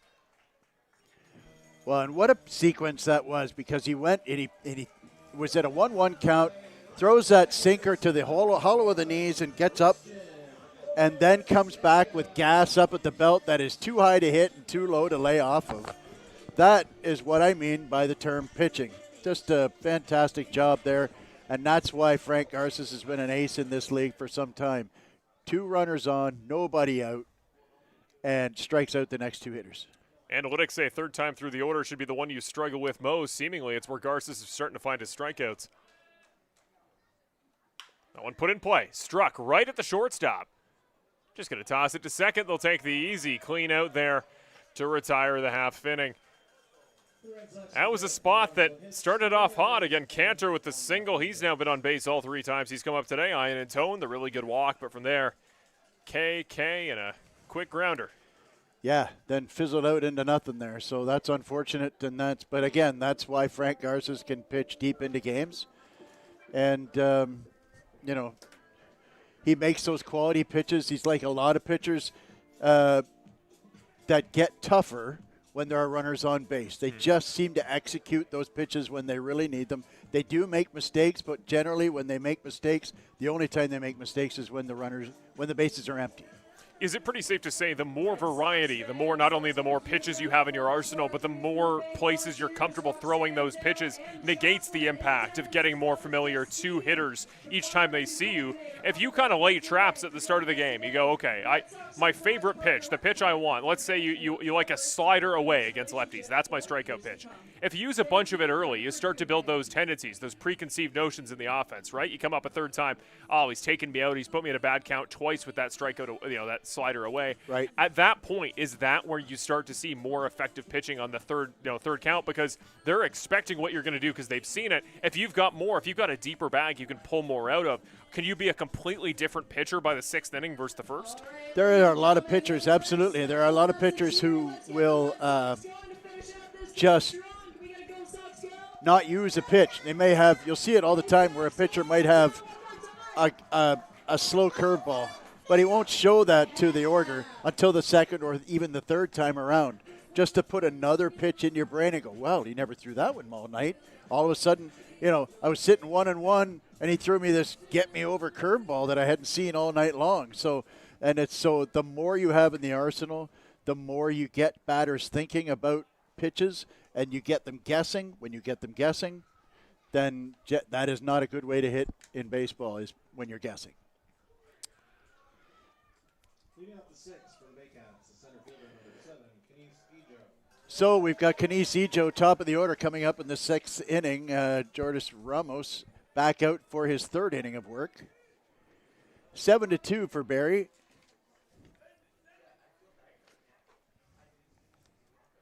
They're in at the corners in case Ejo wants to lay one down, but at 7-2, you would think that unlikely. Starts him off with a nice changeup, gets him out on the front foot, out in front of it. Nice pitch to start him off with there. Yeah, Ramos seemed to have better footing in his first inning of appearance, in the 4th, something in the later stages of the 5th. Again, 3 straight singles. He's got to find a way to make his stuff a little less hittable in the corners. Ramos works, comes home, slider. Nice breaking pitch, got it inside. Ejo fouls it off down the third base line up against the fence. You'll note that Ramos pitches off of the third base side of the rubber, which is not as common for a left-handed pitcher. A lot of lefties like to go right over to the first base side and then almost come from an angle, whereas he is coming right down the middle, but the way that slider moves, he can throw it off the plate. We might see it again here. And the pitch, and it's a fastball up and away, 1-2. So now you've got Ejo, who's having quite a night with a home run and a couple of stolen bases as well, scored a couple of runs. And so he's set up for a slider here inside. If you can get it in on him, get it in off the plate. You just don't want to make a mistake. Here's the windup and the pitch. Tailing fastball, just missed outside, got a little quick with it, got a little behind with the arm. Nice job to check up there by Ejo. It is Dominican Republic versus Dominican Republic here, pitcher batter. Generally speaking, an off-speed pitch will work better against a guy who really loves the fastball.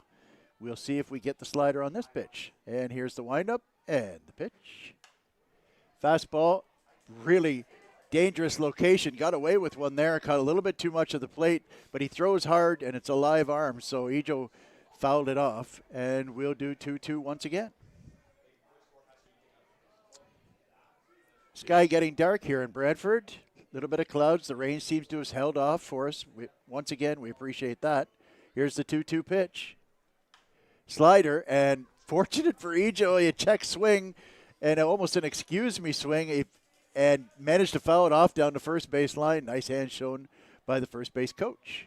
Big storm front, big storm front coming that might not end in about a half hour. This ball game could be interesting in terms of weather conditions by the late stages. Well, it sure is nice that we got started on time at 7 o'clock. That's a rarity here. So we'll do the 2-2 pitch again. Winds and he works. Fastball outside. Nice foul off there. That ball was probably off the plate. Umpires running out of baseballs quickly here. Ejo is costing the Red Sox a lot of money here. He's going to go through a half dozen balls in this at bat. Generational performance by Jacob the Bat Boy. He might be the first ever Bat Boy in consideration for Brian's Popeyes Player of the Game. Well, I tell you what, he's we got to put a pedometer on him here. He's getting his steps in today, that's for sure. But he's young. He has lots of energy. Boundless, I would assume. Big shoes to fill. Ramos is right off on the third base tip of that rubber. He's barely even making contact with the ball of his foot there. Steps in and works. Fastball, ground ball down the third base line. Nicely picked by Lefebvre. Strong throw across the play, diamond, but it was wide, and a nice play there by Brody Black to catch it, to back that play up. Otherwise, Ejo might be on third base, and that's a shame because Lefebvre made a nice play to pick that ball up and planted his foot and threw what looked to be a strong throw, but it's just too far to the outfield side of the base. Holik was unable to stretch and get a piece of it. Yeah, Lefebvre, like you said, really nice pick, really nice initial grab, good power, and Tim Holik did everything he could to Michael Jackson lean all the way over to make that ball playable, but even too far past his range. And again, I've been impressed with what I've seen from Holik, being able to grab balls in great range at first base. Yeah, he had that really nice pick in the first inning from Cantor, didn't he? So you got a runner on second, still nobody out, and everybody out of the way. Noel McGarry Doyle at the plate, batting in the 2-hole. If he was a few inches taller, that would have been right off the dome. Luckily, he ducks under it. Scarborough zone. Seems odd that they would bunt at 7-2 with a left-handed hitter up. He can just pull the ball. A step-over move. I like it because they've been running seemingly at will, the Barrie Baycats have. So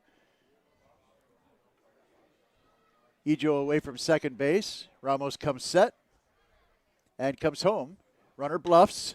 Ground ball out to the left side. Oh, and a bad base running there by Ejo. And he gets a safe call out of the umpire. The throw beat him by a lot. And apparently he went around the tag. That is fortunate play for Barrie. That was bad base running. He took off on a ball hit in front of him. And the throw beat him by a good 6 feet, and somehow Lefebvre didn't get a tag on him. I got to say, I think I agree. I thought he swam under it, got an arm around, all the way around the tag by Lefebvre. That was unbelievable, but you called it. Really rough miscommunication there. The bluff, the way he timed it up, he was so far he thought might as well. Was a much closer play than I think he anticipated. That was certainly the right play for Cantor. The ball tells you where to go. The ball went to his right. He was headed toward third. He made a good, strong throw. But again, just a fantastic slide by Ejo to get around the tag of Lefebvre. And so instead of Our scoreboard says 2 out, but there are still nobody out. Runners on the corners now. For Figueroa, the right fielder, who's having a day as well today. There's a lot of guys who have done some damage for the Barrie Baycats tonight. And it's actually Clayton Keys has come in the ball game to sub in. Sorry, that's my bad. He had a close Keys came in pop-up, for though. Figueroa. He also quite a productive first at bat, went deep in the count there, back in the 4th inning, then popped out a ball that nearly came down there over the head of the second baseman. So the middle of the infield is back for Brantford. They're going to try and get a double play on a ground ball. You've got Lefebvre in at third base, even with the baseline, hoping that on a direct hit he could get out at the plate. And it is a strike to Keys, now 0-2. So this is an important batter, obviously. Now you really want to strike out here or a pop-up so that you can keep the game at 7-2. Wouldn't be surprised if the runner goes on this play, but he doesn't. Fouled back out of play over our right shoulder. So still 0-2. You might have a little bit of light at the end of the tunnel if you're Brantford. Carson Barker, the man now on deck. Since he came in for Macabrota, struck out both of his attempts, one swinging, one looking. So you might get relief here in just one batter, but again, could see regression to the mean in that front as well. Ramos set, and the pitch. High and outside. A really nice play by Cassidy Watt. Go-go gadget arm there, and he got the glove on it and knocked the pitch down. And it's like one of those grabber toys as a kid that extends out. And kept it in front of him. Boy, that was a really athletic job there to keep that ball. That ball was headed for the backstop. So a 1-2 count now. Runner still at the corners. Ejo at first. Noel, McGarry Doyle at first base. Ramos comes set. Long pause. And comes home. Just a bit high. Watt really wanted that one. He held on to it, hoping he'd get a call, but no soap. So now the count is 2-2. There's a bit of a dark cloud coming in right above us, folks. It kind of got that smell of rain, doesn't it, Marcia? That should be the one. We have one coming in about 20 minutes. Keep an eye on the weather. Ramos comes set, comes home. The pitch misses outside with that slider. And now you've got 3-2 count. Nice job by Keys after an 0-2 count. Fouled one off, and he's been laying off a couple of close pitches, especially that 1-2 pitch that was just above the belt. So now you got a 3-2 count. Big pitch here to decide the future of this game. And set. Pitch comes in. And just high. Through the 3-2 slider, and you knew if he throws a strike, Keys is frozen. He's sitting dead red fastball, but he just got it a little bit above the belt, all the way back from 0-2. What a great at back by Keys. So, Ejo at first, McGarry Doyle at second, Keys at first, bases loaded, still nobody out, and pitching coach Greg Rapp going to come out and visit, and we may see a change here. Yeah, in the Canadian Baseball League, how would they count up that original consultation there that for the situation with his hand? Remember, they came in to wrap his hand. I assume that's an injury visit, so it's not a mound visit. And so we will see a new pitcher. It's a right-hander. We're going to work on finding out who exactly that is. I believe that would be. Had a lot of jersey numbers change around here throughout the course of the season.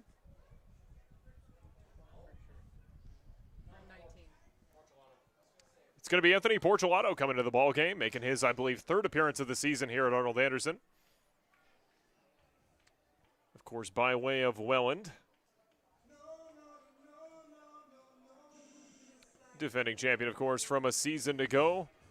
Anthony Porcelato throws hard, has a really, really good slider, does struggle with his control on occasion. Coquitlam, British Columbia zone, of course. Yet another BC boy. How many? One of these days we're going to have to tally up how many BC boys are actually in this league. There are so many. You could do a Coquitlam versus Santo Domingo All-Star game of just those two individual cities.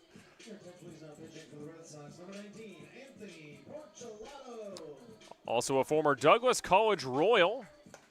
And he played for the WCBL's Weyburn Beavers, one of my favorite team names. The Weyburn Beavers, not the other ones, the regular ones. He's got a very, very nice slider there. When he throws it for a strike, it's a deadly pitch.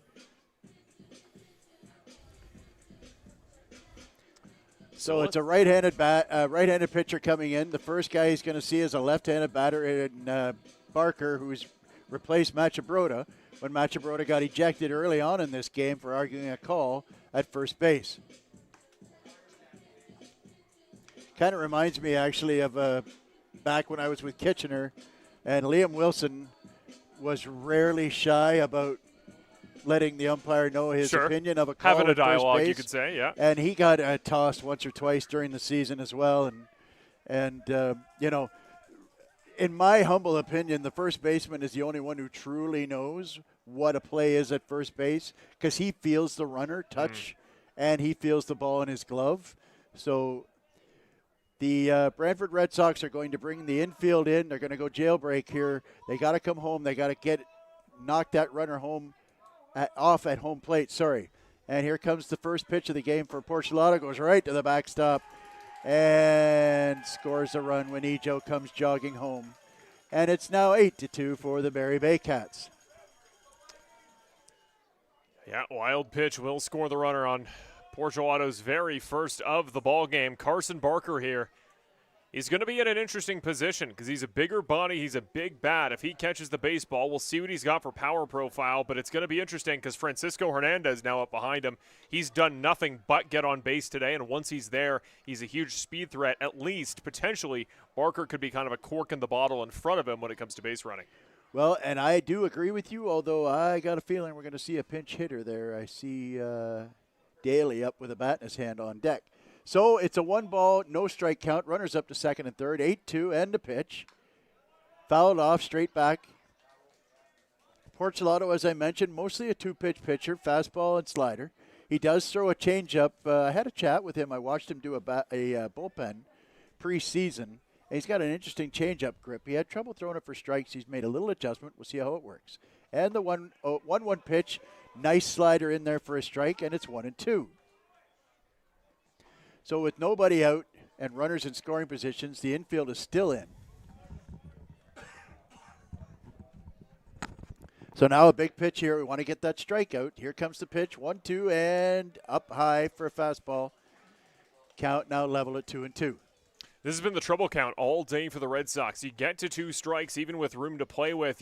You want to see something maybe that he hasn't utilized, again, something that the hitter's not sitting on, because if it's something they can time up, if it's something they can anticipate, again, a guy like Barker could strike this baseball well into the outfield. Agreed. 2-2 pitch. Tried the slider. Couldn't get on top of it. Threw it up high.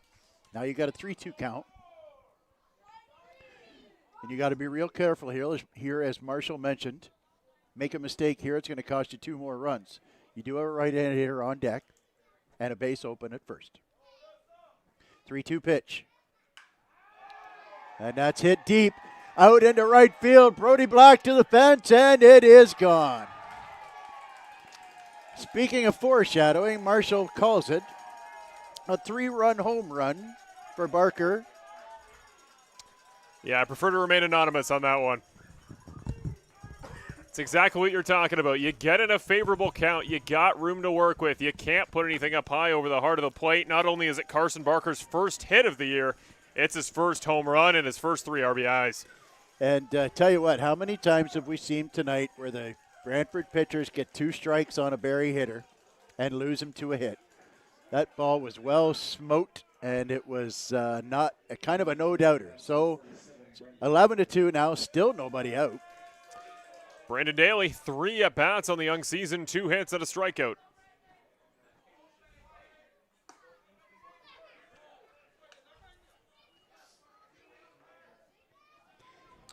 First pitch is a fastball on the outside part of the plate, strike 1. Wind and a work. Swing and a miss for strike 2 on another fastball.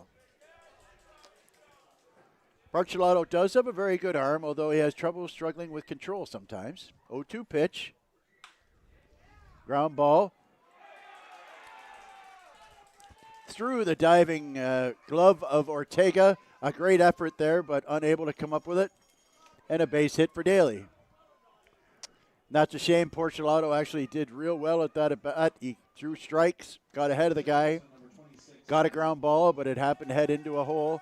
And Ortega, who may be a little bit shaken up there, he's just kind of looking at his arm. He may have kind of roughed his arm up when he landed. I'll actually make a correction. That was the first hit of the year for Brendan Daly. He's been on base. He scored 2 runs on 3 at-bats, but no hits and a strikeout. So interesting ledger there. Don't quote me, but I think they sometimes use him to pinch run, maybe for a guy like Rio, who's not here tonight. That's a good catch. First hit So of the year. Adam up now with the runner on first. Still nobody out. And a pitch, slider, over for a strike. That is a nice slider, and I haven't seen anybody really hammer that. It's the fastball that Barker hit hard. Ortega playing very much up the middle with the left-handed hitter up, different than he has been for previous at-bats for Odd. The 1-0-1 pitch is outside, 1-1. Yeah, you can argue at this point, just make them earn the strike, throw that slider, try to catch the corner, see if you can just get the batters off the timing, because they've caught up to that fastball immediately since Porcelato's come in the game. Well, you have to be able to throw your off-speed pitches for strikes and locate your fastball. Here's the 1-1 pitch, fouled off. It's 1-2 now. Looks like Hayden Jaco will hit behind here. No pinch hitter for number 55.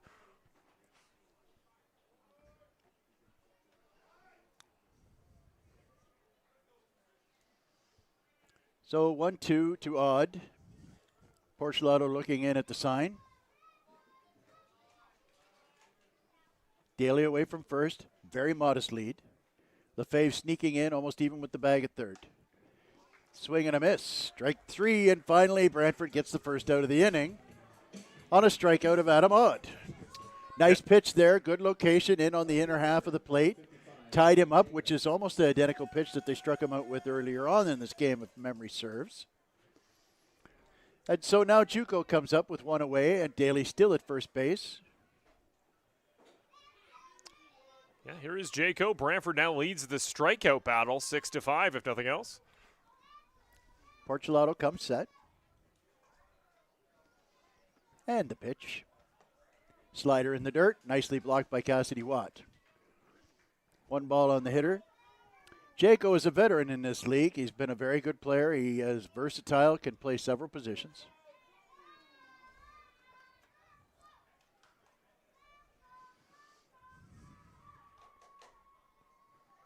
One-0 pitch.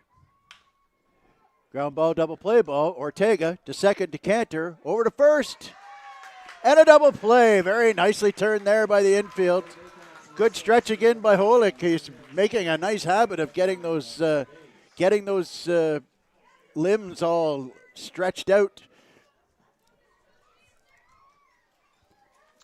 And after a rough stretch for Porcelato, giving up that home run to Barker, actually looked pretty good. Got a ground ball out of Daly that happened to sneak through, and then gets the double play ball. So at the end of 5.5 innings, it's now 11-2 for Barrie. And, you really need to look at this Brantford lineup and see if we can get somebody going here. At the end of the day, you have to remind me who the last, I think it's Cassidy Watt up first. Watt, Savage, and Lefebvre coming up, 6, 7, 8. Garces does come out for the 6th inning. Well, we've got a huge storm front coming from the west, moving eastward here that should hit the park in about 30 minutes. Yeah, we can see that right in front of us here. As everybody knows in Brantford, you're facing west when you're at the Brantford Diamond. And we can see that dark cloud right in front of us. So batten down the hatches, folks. It's still 3.5 innings to go here, but there is some weather coming.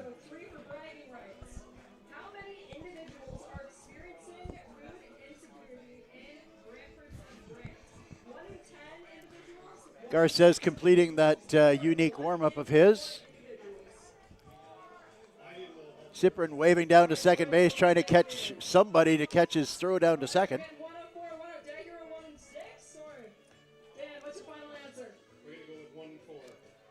We're doing some in-arena trivia here at Arnold Anderson, our awesome game day team. They've got the crowd pumped up. They've got the crowd on their feet. A loud crowd today, too, at Arnold Anderson. I've loved the turnout we've seen. Even the Barrie fans, they always travel well somehow, despite the long commute. Everybody's noisy today. I love the atmosphere in the park.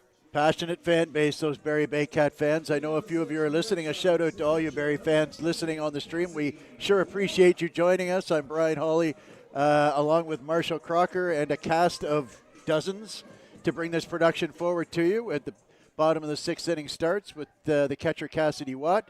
Garces throws his first pitch, hit up the middle, softly, three-hopper. Hernandez Keys, I guess, picks it up, and who's playing short now? It's Adam Odd playing short now. Sorry about that, folks. They made the changes on us, and we don't always get all the changes defensively. Adam Odd picks that up on a three-hopper and throws out Cassidy Watt at first base. I'll go to work, do some homework, see if I can find out the full defensive lineup now for Barrie. Well, here's what we know. We've still got Barker at first, Cyprian at catching, Keys is out in left, Ejo's still out in center. Garces with his first pitch to the red-hot Andrew Savage, who's got to be hitting close to 400 the way he's been hitting. More than. He came into today, I think, hitting, 333, 2 more hits on the ledger. So we'll get a year-to-date batting average there, but Andrew Savage hits one up in the air, reasonably deep. Looks like a can of corn for Ejo. Gets underneath it, settles in, and makes the catch for 2 away. I'm just doing the math here. He was hitting over 500 prior to that flyout. I mean, finally the run of form cools off there a little bit, but, man, really impressed what we've seen from Andrew. He showed good potential. He was a raw toolsy hitter, good mechanics, good pop when he got a hold of one, but it didn't show like he had this floor where every at-bat's been productive this season. The first pitch to Lefebvre is just a little bit low. And I remember last year his first game was in Guelph, and I was watching it on the stream, and he had 3 hits in that game. What a debut he had, and he's played well for this team ever since. The 1-0 pitch is in there for a strike. Garces has made a living hitting that inside pitch at the knees right on the black. He's putting on a clinic on that pitch. 1-1 now. 2 away, nobody on. Quick pitch. Just a little bit low. We haven't seen that too much tonight. Less often than I normally have seen it when I've watched Frank Garces pitch. So a 2-1 pitch. And the wind, and he deals, and he throws that right on that favorite spot of his at the knees on the inside part of the plate. Gets a swing and a miss out of Lefebvre. It's now 2-2. This is a big at-bat here for Lefebvre. 1 hit through his first 14 at-bats so far in the young season. Wants to avoid his 5th strikeout here. Fly ball out to center field, medium depth, almost the same spot as the last time. Another can of corn for Ejo, settles underneath, gets the catch, 3 out. And that is now 6 innings complete with the score, Barrie 11, Brantford 2, and we will turn it back over to my partner, Marshall. It's been a pleasure. Always like swapping it over, going back and forth. That is the 3rd flyout deep to center of the day for Lucas Lefebvre. We'll be back after a quick 90-second break right here on Brantford Red Sox CBL Baseball. Whether you're watching us on YouTube, Rogers TV, or CBL TV, we thanks for joining us. We'll be right back.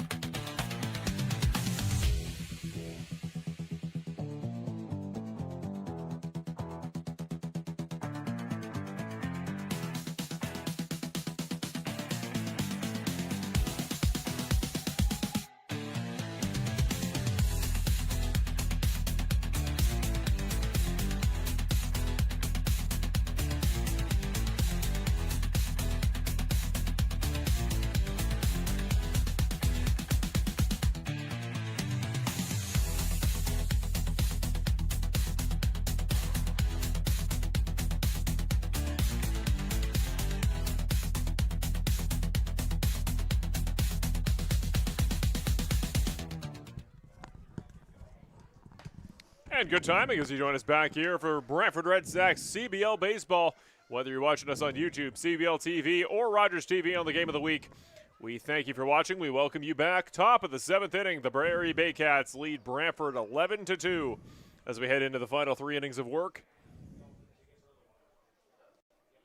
First pitch is a strike. The second one a wild pitch off the backstop. It's Anthony Porcelato back for his second inning of work, facing Wandy Cyprian, who's been very effective today as the catcher on defense and on offense. Sorry, Marshall. Yeah, this is the first I've seen him play, and I'm really impressed both offensively and defensively. He struck out on that outside slider in his first at-bat, made the adjustment, laid off a bunch, got the walk later on. Right down Main Street. That was another nice slider.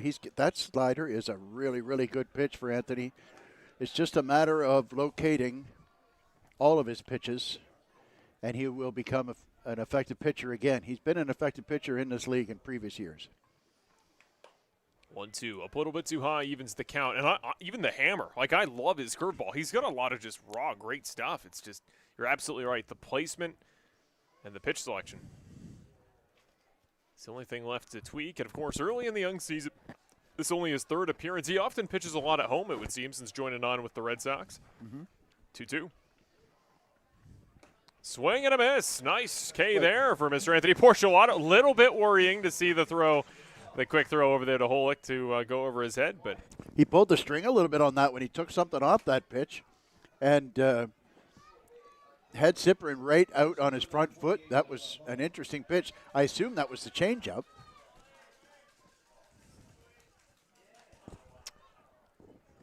So Noah Hull is going to come up once again, I believe, unless he's been pinch hit for. Nope, that is still Noah Hull, originally the third baseman, subbed over to first.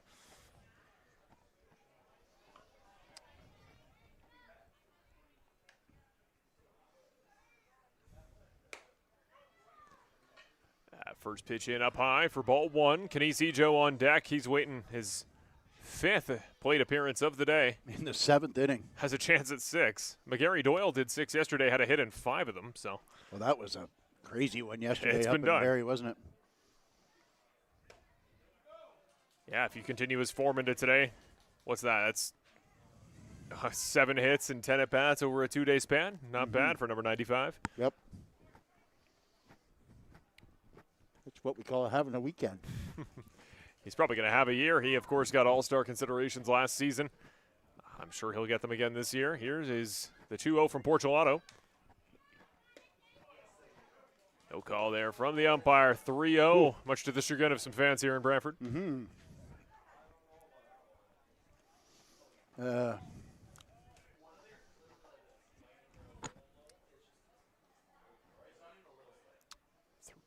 pitch here.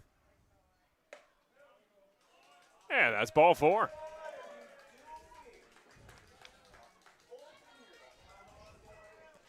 Well, you could sure tell Cassidy wanted both of those last 2 pitches. But even in an 11-2 game, you can't just assume he's going to pop open his zone and give you anything that's close. This isn't Bantam baseball. This isn't U14. This right. is this is professional baseball, and the strike zone in the 1st inning should be the same as the 9th inning. So a couple steps off is Hull on first. Here's Ejo. Nice comeback slider there. Finds the zone for strike 1. And Such I a will good pitch. say the umpire has had more of a propensity to call the third base side of the plate than the first base side. Or maybe I'm just seeing things.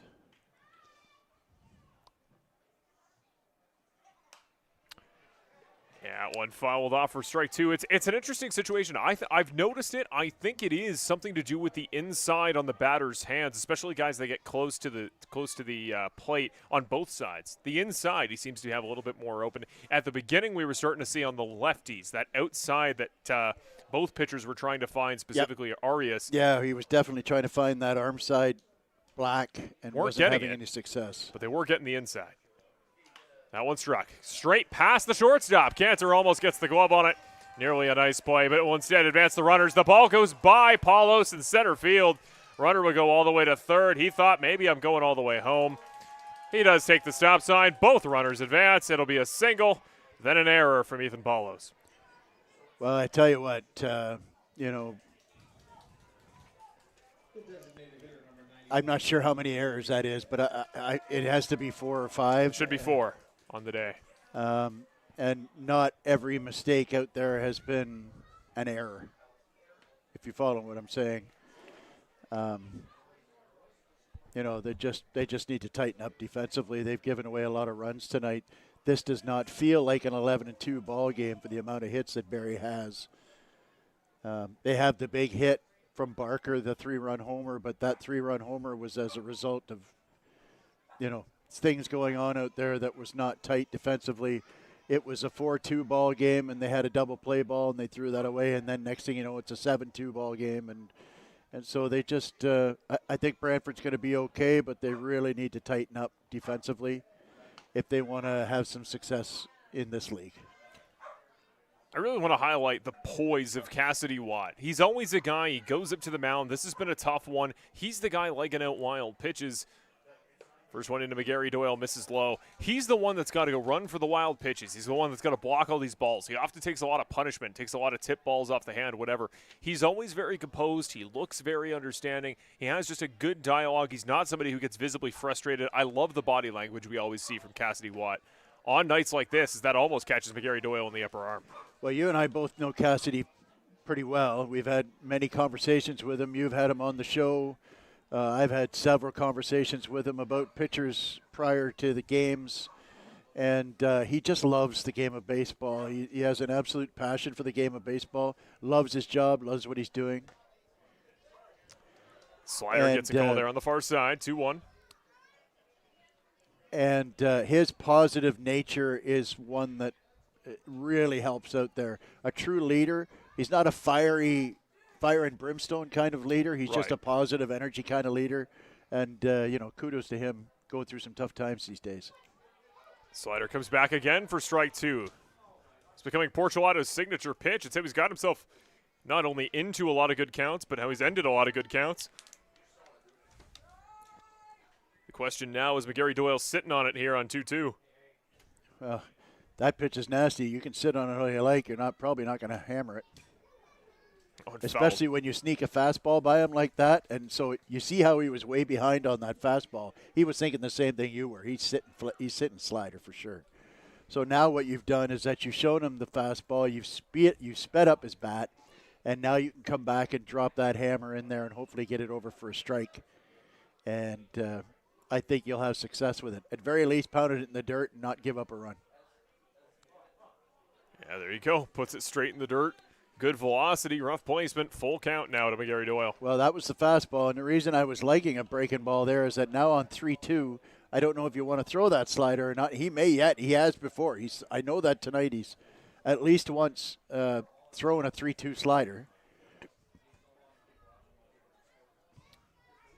So 2 walks thus far administered by Porcelato. Also 2 strikeouts. We'll see which result we see here on 3-2.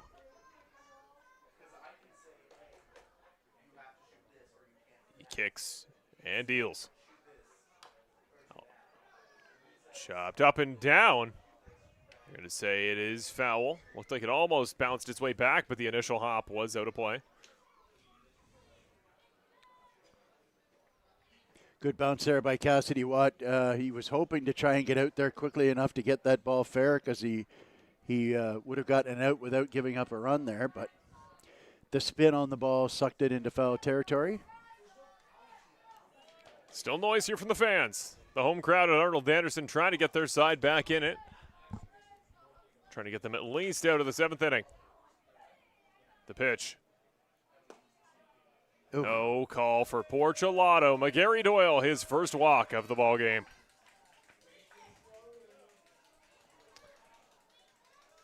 Bases juiced here for Clayton Keys, who came in earlier today for Figueroa. Walked an inning ago, and now he's back. Looking at 3 on base. Well, his last at bat was stellar. He was 0-2 count, fouled off a couple of tough pitches and worked himself a walk. So Brantford will play corners in, middle back. So they're looking for a double play ball up the middle, and then they'll come home on the corners. Nicely blocked, low in the dirt, ball one. I think that was the changeup, the one he's had trouble throwing for strikes. It's a nice moving changeup. It's tough to throw it for a strike, is all. Keep an eye on the on-deck circle. Carson Barker back. 2 strikeouts to start his day, but then that massive home run to right center.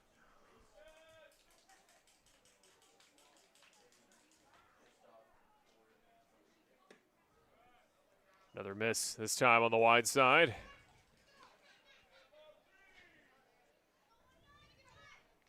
Nobody up in the Brantford bullpen. It is going to be Portuato for the foreseeable future.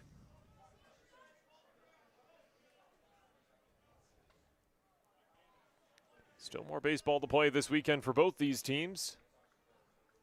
They want to save their arms. I'll give him the call. Didn't go around, but it's a called strike one.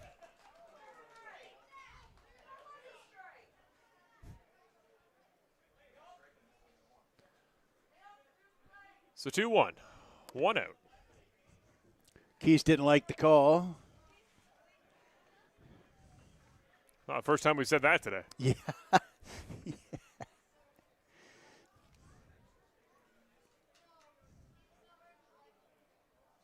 Portuato the pitch.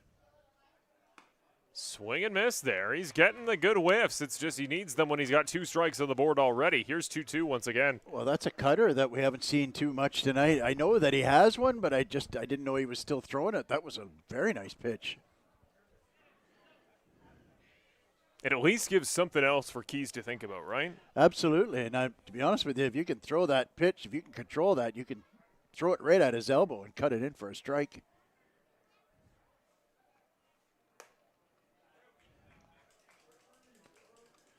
And that one up a little bit high. Full count once again.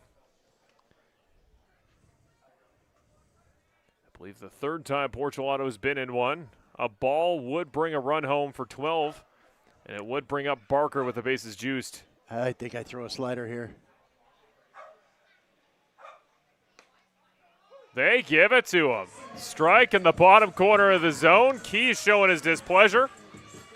We'll see if he remains in this ball game. Home plate umpire tells him to give it a rest. He does. He'll head back. Big K there for Portuato. That's a lot of noise being made in an 11-2 ball game, man. I tell you.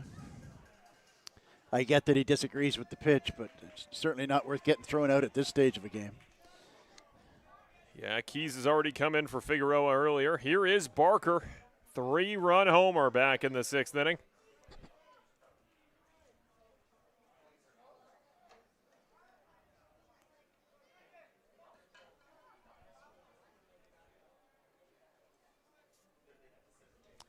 Brendan Daly, the man on deck. Here's Barker.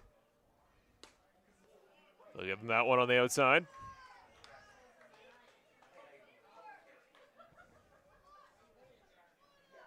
Yeah, I think you might be right. Left of the umpire. That part of the zone does seem to be pretty favorable right now for Portuato. Had to swing at it there, did Barker, because he knew he'd probably get the call if he didn't. I think he's called a pretty good game tonight. I don't have any beef, or I got no truck with how he's calling the game tonight. We're just sort of pointing out trends that we see as observations, and frankly, an 11-2 ball game, it's what we call a filler game, isn't it? It's good to clarify, yeah. Consistent. That one is sent right at the second baseman. Glove cleanly. Ortega gets it to Holick. And the Red Sox get out of the half inning without too much more trouble. 11-2 now lead the Barrie Baycats. And I'm glad you made that clarification, because it's often a talked about thing when people watch, especially on TV prior to the invention in the majors of ABS. It's often, okay, you see the binary of here's the strike box, here's what you see on TV. Well, that missed by my definition of the viewer, wherever they've arbitrarily put that box. But you as a former umpire know very well. There's so much more depth to it. Where the ball is actually reaching the glove differs than on TV. And, of course, consistency. You can be a little bit off that picturesque strike zone, but being consistent makes more difference to batters than it being this exact perfect picturesque box you sometimes picture. 100%. And I got a couple of thoughts there. Just to your point, 100%. The players want consistently called strike zones. obviously they don't want to see something 6 inches outside, but if you're giving a half a baseball outside at the knees all night long, in fact, I've had players ask me at this level, I'll call a pitch that's outside, just what I described, about a half a ball out, right at the knees, and without even turning around, the hitter will say to me, is that going to be there all night? And I'll say, best I can do, it will be, yep, and they'll say, fine. They agree with that. They know that pitch is there. They go to their pitcher or their catcher or both and say, he's given that ball, half ball outside, throw it all night long. The other thing that it's important to note is that there, in my humble opinion, and I'm going to opine here, sometimes it's better that I don't, but I'm going to anyway, there's nothing worse in this world than a broadcaster complaining about officials. Like, it's so meaningless. It's so homer. It's so, it's just cringe. It really is. It's awful to listen to a guy go, oh, that pitch hasn't been there all night. Oh, it's just terrible to listen to. They don't know. We're up here 100 feet away from home plate, and because we want our home team to win, we start chirping umpires even though we don't really know where that pitch was. Right. So there's no sense in us standing up here going, this umpire sucks, because we don't know. We honestly don't know. And anybody who sits in this chair that we're sitting in and says they do know is either lying or just really naive. So I'm glad you bring up that confirmation bias specifically. Of you do see what you want to see, and the one for me I always remember as a kid growing up was more so plays at the plate. A close play at first base. These bang plays. Yep. I wish that there was a way to better visualize to viewers just how close those moments are and how you're gonna see what is essentially a 10th or 2/10 second split second decision. Well, to the viewer watching at home, it seems the most obvious thing in the world because your home bias, you give about a half second by way of whatever side of the play you're on. I think it's a really good clarification to make. Confirmation bias is the best description that I can think of. Any banger at first place. Anytime you have a banger at first place, somebody's going to get mad at you. That's just the way life is as an umpire. When you got a banger at first, we saw it earlier tonight, right, where the first baseman was so sure that he was right, he got himself kicked out of a ball game. But I just think it's so petty for a broadcaster, a professional broadcaster, to be yelling at umpires. Mike Wilmer used to do it with the Jays all the time, just complained ceaselessly about the umpires. You can disagree with an umpire, but at the end of the day, you don't know. You just don't know, and stop pretending that you do. And there's no better background, no better legitimacy than a former umpire and now broadcaster making that claim. You've been on both sides of that, I'm sure. Absolutely, But having said that, I made my point, and I'll move on. I'm just trying to find some information on this new Barrie pitcher, which we don't have on our roster sheet, unfortunately. It's going to be Oscar Moretta for the Barrie Baycats. Likely making his first appearance of the season. We don't have him on our info. Oh, when you look at the right page, imagine that, eh? By the way, folks, when you're looking up a pitcher, check the pitcher section. That's a pro tip for all you pro tip for all you would-be broadcasters at home. out there. Pitchers will sometimes bat, but Here those I numbers just jumped aren't on quite my as relevant. soapbox and I can't even find the pitcher section. So there. How do you feel now? Big dude, 6'3", 200 pounds, 22 years old, from the Dominican Republic. Full count here. Paulos puts that one in play. Chops it to the third baseman. Getting the glove on it is Hull. What a throw there. What a nice play there by Hull. My goodness. Charge, all in one motion, pick and throw, strong throw, and get a very fast running Ethan Paulos at first base. Super play there. I'll correct myself. I want to give him the credit. Carson Barker has swapped over to third base. That was a great play. There's another change there. Okay, fair enough. So best I can tell. So Barker started at third, went over to first to replace Machabroda, and now he's back over at first. Now he's back at third. So who's at first? Right. It's the old Abbott and Costello we're going through right now, except it's real. Here's Jacob Cantor. He's a guy who's been a bright spot of this team all day. He's been on base every appearance. Home run, walk, then a single. Just another good ball game from Jacob Cantor. Solid at the plate, solid in the field. The one throwing error notwithstanding, made a beautiful play going back to his right early on in the game when this was still a 2-2 ball game. Woo. Oscar throws hard. Have you noticed? He does indeed. I think Jacob Cantor just found out. Yeah, ball one there. Man, Nicely dodged out of the way. I'm glad he didn't stand it on that one because that was going to catch him right in the knuckle. that's some seed.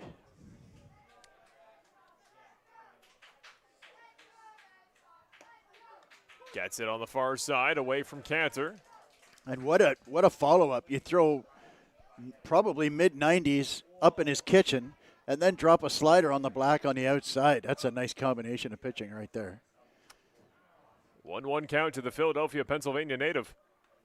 Aye. Oh! Cantor slaps the bat in frustration. That was a dangerous pitch. That one almost caught him in the side of the neck. Unbelievable. You're already, you're kind of on thin ice after that first pitch. Gets out of the way of it, would have hit him in the arm. That one, much more dangerous. Glad Cantor's okay. Trainer's going to come out just to do due diligence there. Needs to get that one under control.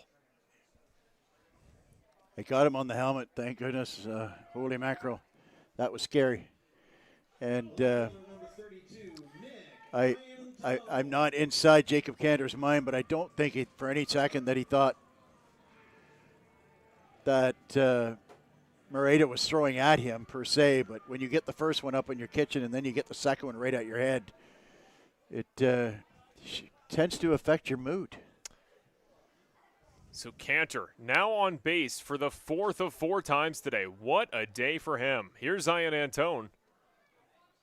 And it looks like Martinez hitting for Ian Antone. Pardon me, we'll make the correction. Here he is. We talked about Martinez. He came in. He played one game as the actual defensive center fielder instead of Paulos, like you said earlier. And then, of course, he's been coming in pitch hitting spots. Another big opportunity here for Martinez to make a name for himself. I think, did he not DH last Saturday here, Sunday? Last home game. Oh, that's whatever he did. He sent that one out to right field. Underneath it is the right fielder. Gets the play on it, but Martinez, strong swing. And it's like we always say about him. It's not just his mechanics. He puts his heart, his soul, and all of his weight into that big swing. That one almost found the fence. Well, I tell you what, we just talked about how hard Moreta throws, and he just yanked that out there into dead right field and almost knocked it out of the ballpark. What a quick bat. It's seemingly no gas that Martinez can't get around on. So here's Brody Black up for the 4th time today. Ground out and a pair of strikeouts on the day. He'd love to get on the board. Similar place, and that was an off speed, but Black was ready after he watched Cantor's at bat. Just rolls out of the way of that one. It was exit stage left there for number 4. Yeah, that's what we call effectively wild. That one works its way back. Black, it's almost like the decision right now isn't a swing decision. It's a do I step out of the way decision because that one was a comeback slider. It's more of a self-preservation thing. Really? Isn't it?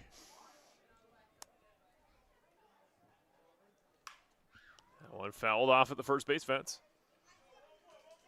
So when he's able to bring that slider in right in your kitchen and draw it back for a strike, when he throws that fastball out on the far side on the black, it's almost impossible to put that ball in play because you're busy worrying about your bean. 2 outs in the inning. 1-2 count to Black. Swung and missed on Moreta with his first K of the day. That is a big-time arm Barrie's got right there. So Cantor, after the scary hit by pitch, we're glad he's okay. He's still having a chat there with the first base coach. We head into the top of the 8th inning. We're only 1 inning away from, as I always say, my favorite segment of the game, Brian's Popeye's Player of the Game. We're getting close. It's going to take some magical pitching here in the 8th inning, I would say, for Jacob Cantor to not receive the award, but I don't give it out. And I believe if he were to, would he not be, I think, the first player for 2 Player of the Game wins on the new season? I believe he had one. Well, don't get ahead of yourself now, I'd say it's not my. You're right. It's not my segment. We don't want to give anything away here. We're playing her pretty close to the vest. Jacob the Bat Boys put out some great tape today. He could be a dark horse contender. We've got a new arm here. Is that Noah Law? Looking to just finish in the park. Swing by during business hours or call for delivery. Breeze Pizza West for home run Who we got warming up? town service. It's going to be Looks like Noah Law. I'm not Noah sure. Law making his. Let me correct myself. I thought he had pitched yesterday. I don't believe this will be a back-to-back, but let me get a confirmation here. Ours aren't as good as they used to be. Here comes now pitching for the Red Sox, number 28, Noah Law. It is going to be Noah Law coming into the ball game. Let me double-check his last, most recent appearance. I thought he had pitched yesterday in Welland, but I'm known to be wrong. No, it's just going to be the one appearance so far on the season. Season opener, it was against Welland, but it wasn't last night. 1 inning, allowed 3 runs, 4 hits in total. So he'll look for a good get-back game here today. Hamilton, Ontario native. 5'11", the righty thrower. 200 pounds on the dot for the 21-year-old. And I think I see Lucas Baseman out at second base and Ortega moving over to third. So overall, that should mean Holick from right to left facing on the home plate camera. That would be Holick at first. You said Bateman there at second. I'm Cantor pretty sure at that's short. Lucas Bateman, yep. And Ortega now at third. Usually his natural position. Today, a late substitution. Big swing and a miss there for the gentleman who subbed in for Hernandez earlier, Brendan Daly. I tell you what, I think that Ortega did a pretty darn good job at second base there. I'd agree. He turned a double play. They'll give him the strike for number 2. It's Law, good start here for his first 2 pitches. It's always interesting, that bounce, right? Off that second base line, so many guys have had trouble with on defense. He saw it quite well today. Yeah, he sure did. Look to have it well scouted. Here's the 0-2, Law. Ooh, nice Holds pitch the there. pin. There you go. 3 straight strikeouts to open the ball game for him. Noah Law needed that one. Nice job to start off the 8th inning. Now in at second base, number 33, Lucas Bateman. Batting for the Baycats. Shortstop, number 26, Adam On. So it's going to be Odd, who, yes, has subbed in at shortstop after starting the game at second.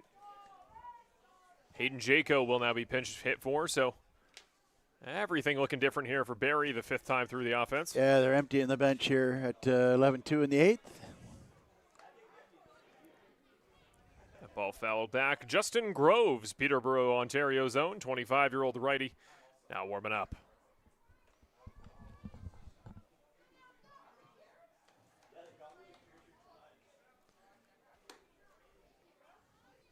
That one in for ball 1. There, my eyes don't deceive me. There is an arm warming up in the bullpen for the Baycats. Likely who will finish this ball game. Unless I'm officially losing it. That is Brad Grieveson. The Brad Grieveson. Yeah, we've seen Brad Grieveson at this park, I believe, a number of times. Well, he's been at a few ballparks. He's 45 years old, still throwing in this league. He's a beauty, man. I remember him throwing in the playoffs against us in Kitchener 3 years ago. And you say to yourself, we can't get a hit off of this guy, but he just comes in and throws strikes, gets people out. He's a beauty. It's a 3-1. Law opened his appearance up with a strikeout against Daly. Odds got him at a 3-1 here. Swung and missed on. Full count, working his way back. Nice pitch there. Well, he didn't leave anything in the bag there, did he? He took a full swing. He's got nobody on base. Might as well challenge Odd up high.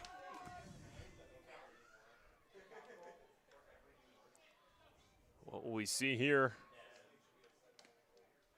That one struck. Over the head of Bateman at second base. Bounces over. 1 hops to Black. And a single for Odd. That'll be his 3rd of the day.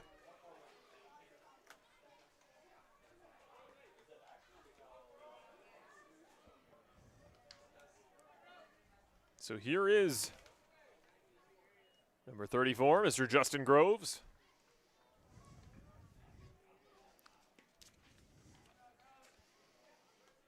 13th batter we've seen today for the Baycats.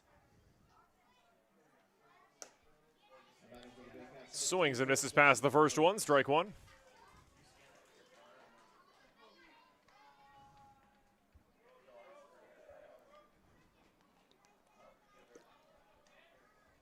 On deck is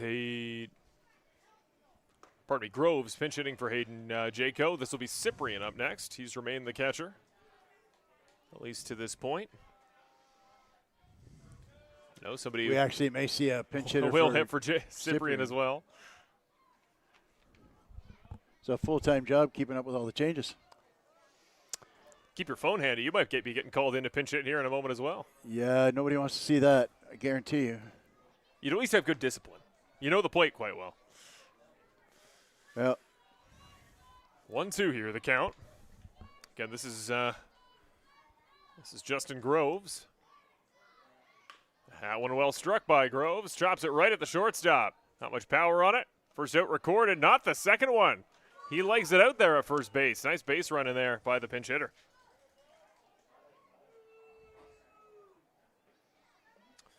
So the backup catcher, 25-year-old Kristen Puyol-Genesar from Toronto. That's the catcher number 29, Christian Puyol-Genesar.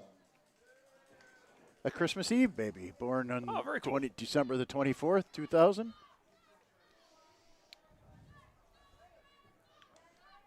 And then theoretically it should be Noah Hull, and it will be. He is now warming up on deck. 2 outs here, top of the 8th inning. One struck, just foul. Hooks over towards the dugout. Pardon me, the bullpen there for Barrie.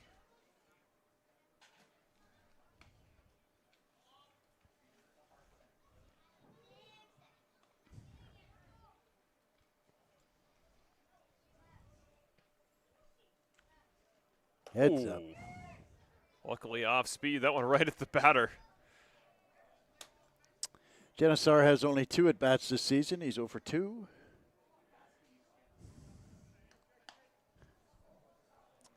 Toronto, Ontario native. One struck, lightly towards third base. The throw from Ortega. Gets it there in time. That will retire the side, and only 3.5 innings away here as the Brantford Red Sox trail the Barrie Baycats 11-2.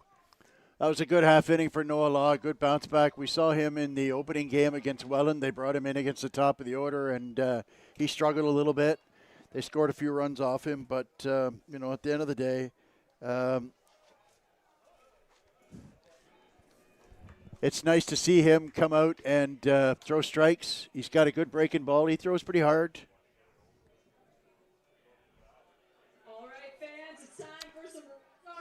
So here we go. New arm coming in here for the Baycats.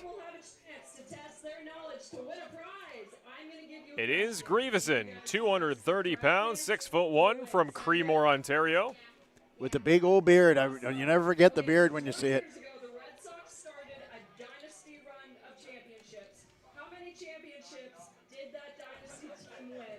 For the final time tonight, we're going to step away and take a quick 90-second break here on Brantford Red Sox CBL YouTube, CBL TV, and Rogers TV. We'll be back in just a moment.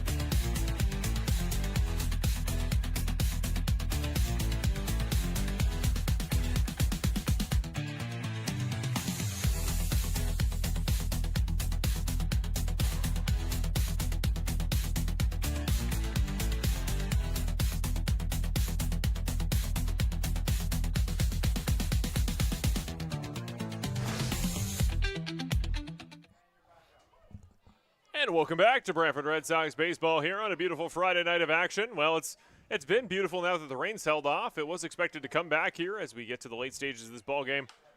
It won't now for the time being as Tim Holick sends that one foul. Speaking of the devil, it just started to rain. The commentator's curse. Something about this ballpark. It flows through these walls. So 0-2 now the count. First at bat for Grieveson. There was a foul ball in the middle, but holy cow, he made that quick.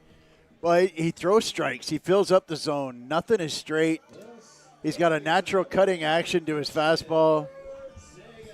He mixes up the speeds on that cutter. He's got, 40, 45 different pitches. It's fun to watch this fella pitch, man, I tell you. He's a real beauty. Here's Ortega. There's a get-me-over curveball right there. This is everything you've advertised it as. Talk about pace of play. Oh, as soon as you're ready, he'll throw it in there, and he'll just throw it somewhere near the zone. That one popped up. Weak contact over the infield. Underneath it, the second baseman makes the catch. Nice play there. And you come back from your vet and go, how come I didn't hammer this guy? And this guy's been doing it for years, man. So Brendan Daly fields the pop-up. Here's Cassidy Watt. Still fans in the stands here. Still great supporters who have braved out rain, then sun, then wind, then rain again. Awesome support here from the home fans who have left over here at Arnold Anderson Stadium. I'd love to see just a little bit more excitement for them. And Cassidy Watt, if he barrels up that baseball, could come at any moment. Really starting to come down now.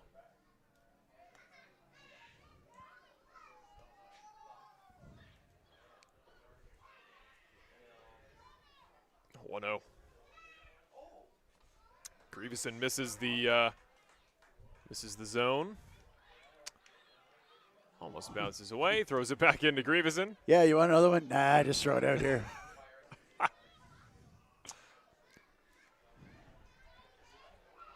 Here's the 2-0.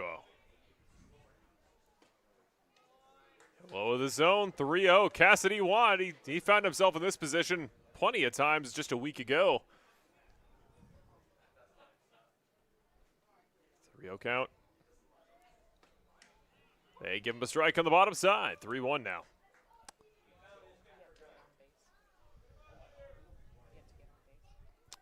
Cassidy Watt has not been on base yet today, but he's been in a good run of form recently. That one chopped over the head of Grieveson. To be fielded by the shortstop. No! Goes by Adam Odd there.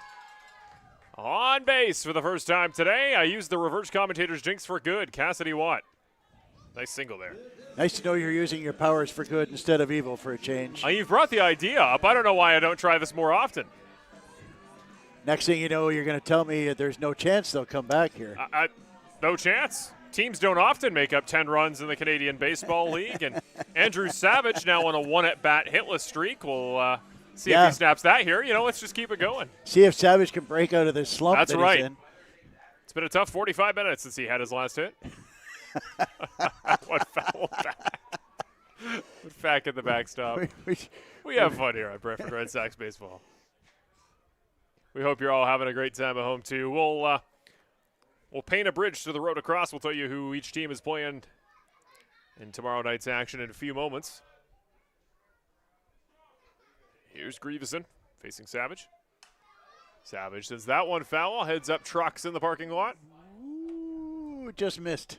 You can hear it. You can hear it from the broadcast booth, and it really hits sheet metal. Fortunately, I got here early enough to get a spot out in the regular lot. So unless somebody in the U14 game hit a big old bomb over the right field fence, I'm safe. It does happen. We got some good junior teams here.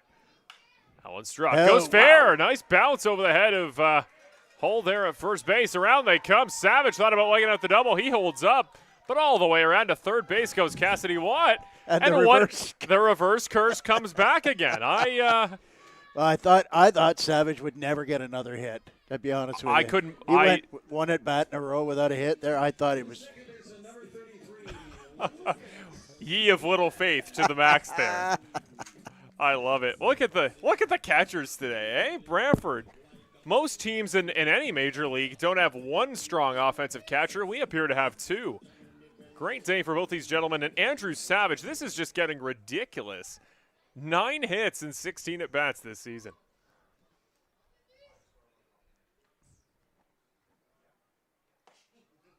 Grieveson catches the bottom of the zone.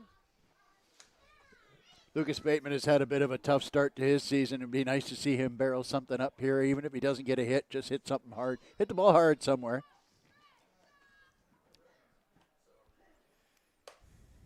A little bit high. Bateman thought about swinging, thinks better of it. Grieveson evens it up here. 1-1. Runners on the corners. Savage on first, Watt on third. Swung and missed pass for Bateman. What was that? I don't even know what that was. That was some kind of looping curveball. I'm a little surprised that Barrie's holding the runner on at first, to be honest.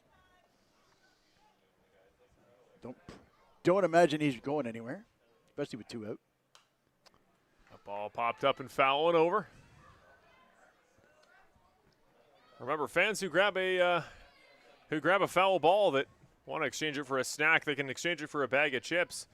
There's going to be quite the line forming at concessions the way guys are fouling them off here in the 8th inning. 1-2, 2 outs. Well, Grieverson's not a swing and miss guy, right? You don't swing and miss too often. You just don't barrel him up very much. He's got just enough movement. Just enough movement. Everything moves. He doesn't throw a straight pitch very often. Here's the 1-2. Gets him on the far side. They give it to Grieveson. That will end the inning, and a chance for Brantford to potentially close the lead at least a little bit before the final inning goes away. Bateman strikes out looking versus Grieveson. And it's now time. My favorite segment of the day, the Popeyes Player of the Game. Brian, yeah, grab the score sheet. Let's see who we got. Now, this is a prestigious award. I don't know if you actually know this, Brian, but last week, the ticket stub, the last 2 games here at Arnold Anderson, the ticket stub player has specifically been on the ticket you receive at the ballpark, the player of the game from the previous game. I don't know if you know that. That's actually how they've been doing it. I'm not going to lie. I didn't know that I carried that much weight. You carry weight. I've made sure of it. This is my favorite segment, and I'm going to get it out there. Popeye's player of the game. Who are we thinking here for Brantford today? Well, you teased it earlier, and I think there's not much decision to make here. He led off the game with a home run, has another hit. They've yet to get him out. He's got a walk and got beaned right in the head as well. Have played some very good defense as well. Number 9, the shortstop, Jacob Cantor, the first 2-time winner of said award. I don't know how much prodigiousness there is to this award, but he is twice blessed with this award, and so, yeah, I'm giving it to Jacob Cantor. It's a great pick. He has been exceptional literally since the day he set foot here at Arnold Anderson. First game he ever played, you talked about Savage. He also had 3 hits in his opening game. Of course, that streak at the end of 2025. Jacob Cantor, he really is the complete package as a ball player for this club. And if there's any position you want a guy to not only be a steadfast, productive defender, but a steadfast, productive offensive player, it's the most valuable position in baseball, shortstop. He's brought everything. Well, and it's a couple of fun facts about him, too. Number 1, boundless energy. This kid's always got a smile on his face. He sees me before the game. He comes up to me. Now, who am I? It's some schmuck just standing around the dugout talking to people. He comes up, gives me a fist bump. How you doing, Brian? Blah, blah, blah. But the thing about Jacob that really stands out when you meet him, aside from the bubbly personality, he really is a great kid, is these Olympic cyclist legs that he's got. Yeah. I call him Quadzilla. And he's just got these monster legs, and you go, oh, well, that's why you got all that energy, because he's probably got a 45-inch vertical, to be honest with you, with legs that strong. It's rare on a baseball player to see a guy built like a truck like that. So good kid, good ball player, been a great addition, and I'm happy to know the young man. So here we go. Into the final inning here, and Brantford Red Sox baseball as the Barrie Baycats lead 11-2 into the late stages. And pitching coach Greg Rapp coming in to mop up here. I believe this will be his 3rd appearance of the season. He did pitch in the home opener on May 15th. Mm-hmm. On struck is fair. It goes to Holick. Quick first out recorded.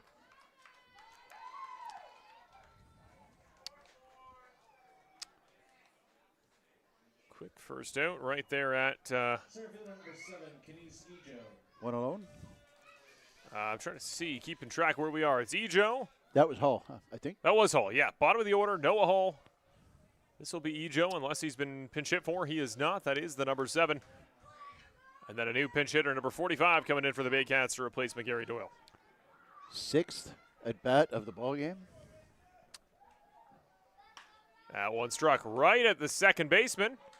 Fields it a little better in the second hop. Bateman records the second out finally. Talk about pace of play. This is sped right up here in the 9th inning, and a smooth, effective start here for Greg Grapp.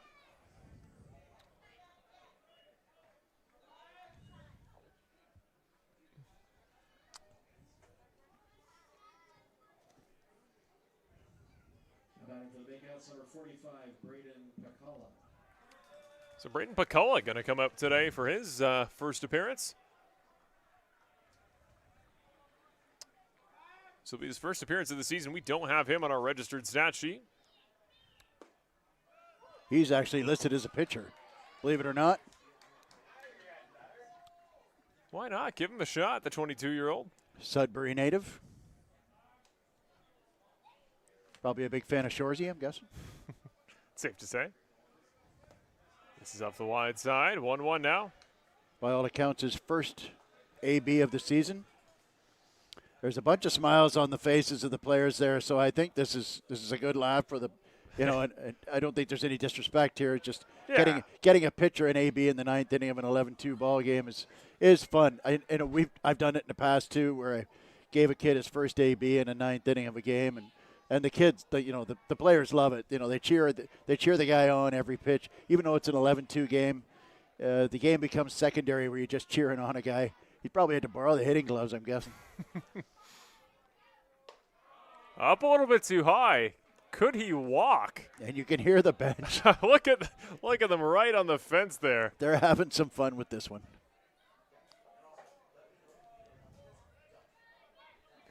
Both benches right up along the fencing. You'll love to see it. A few minutes past 10. 3-1. That one chopped foul. What's out of the Barrie dugout? A big full count 2-out pitch here. Pressure on Greg Rapp here. Got to throw a strike to the pitcher. To a fellow pitcher. It's the last thing you want. There you go. Ball 4 for Pacala. Big clap. Big cheers. Imagine that. Hey, you got a guy like Ejo. You get him out on the first pitch. They send in a relief pitcher to get in his first AB of the year, and they lose him. That's baseball, man, right there in a nutshell. I mean, my favorite baseball moment of all time is a pitcher hitting. It's that the infamous Bartolo Colon home run. Oh, yeah. Well, I can think of a few classic pitching ABs when the Blue Jays were in the World Series, and in those days the American League pitchers would hit when the games were in the National League Park. David Cohn had 2 hits in a World Series game. Todd Stottlemyre, got on base and then slid into third base on a first to third and did a face plant, come up with a big raspberry on his chin because he's never slid. It's tough to slide when you're wearing a coat. Right. Big miss there by Clayton Keys. Really, something about Pacala. He kind of lost his rhythm. He started out with 3 quick strikes. He's back to quick strikes.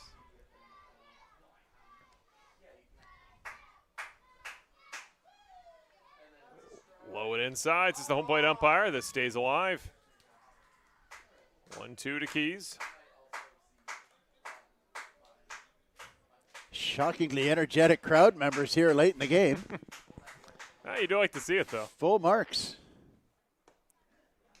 The convenience, the concessions downstairs doesn't stop selling Monster Energy in any particular inning, so. 2-2. 2 outs. Chance for Rapp to put a K up on the board before this ball game comes to a close. Again, we will, of course, see Brantford one more time on offense. That one struck over the head. Keys puts that one in play. They're coming around. Bacala goes to third. That one all the way to the fence. I think Bacala is going to come home. The pitcher does hold up at third. He would have had that one with a bullet if he had gone all the way around through the stop sign. Did he hurt himself? He's limping.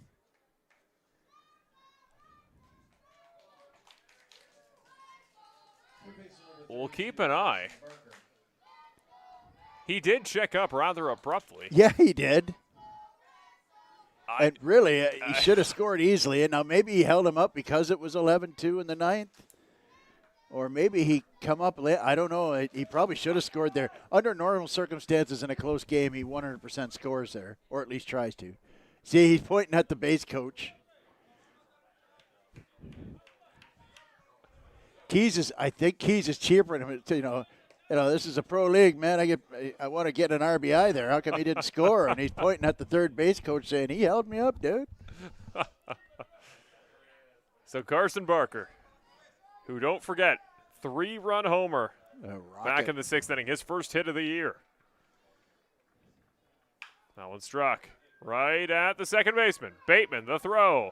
It's over, and that point there about Keys, Bacala is limping. He's hobbling his way over to home plate. That's a fascinating little moment where a lot of fun can become actually you hope it doesn't backfire on you, right? I mean, the thing is, he's standing around for 4 hours when you consider pregame, and you hope that he stretches himself out, and then all of a sudden he's got to go score from first base on a shot to the wall. They run a small bullpen, too. He's 11% of their registered pitching staff on the roster. We joke around about it. You don't want to lose a guy like that. Could you imagine losing a guy to an injury because you brought him in to hit, and it's like you bring him in to hit because you don't expect he's going to get on. You know what I mean? It's like, why is he running from first to home? He's not even supposed to be on base, but he drew a walk. And full measure to get that walk, too. Foul to pitch off. Yeah, it was so legitimate at bat. It's a legitimate walk. And Clayton Keys is like, I didn't even get an RBI out of it. What are we doing? Either way, into the final inning of offensive baseball here for the Brantford Red Sox. I said I was going to show the, I said I was going to give you guys the schedule for both sides, and I'll be true to my word here. Let's take a look ahead. I want to thank one of our listeners there in the YouTube chat saying they're having a great time watching here tonight from Barrie on the road. We just love baseball. We love the storylines of both sides. Brian and I, we thank each and every one of you, no matter where you're watching from, even if your team's not playing on a particular night.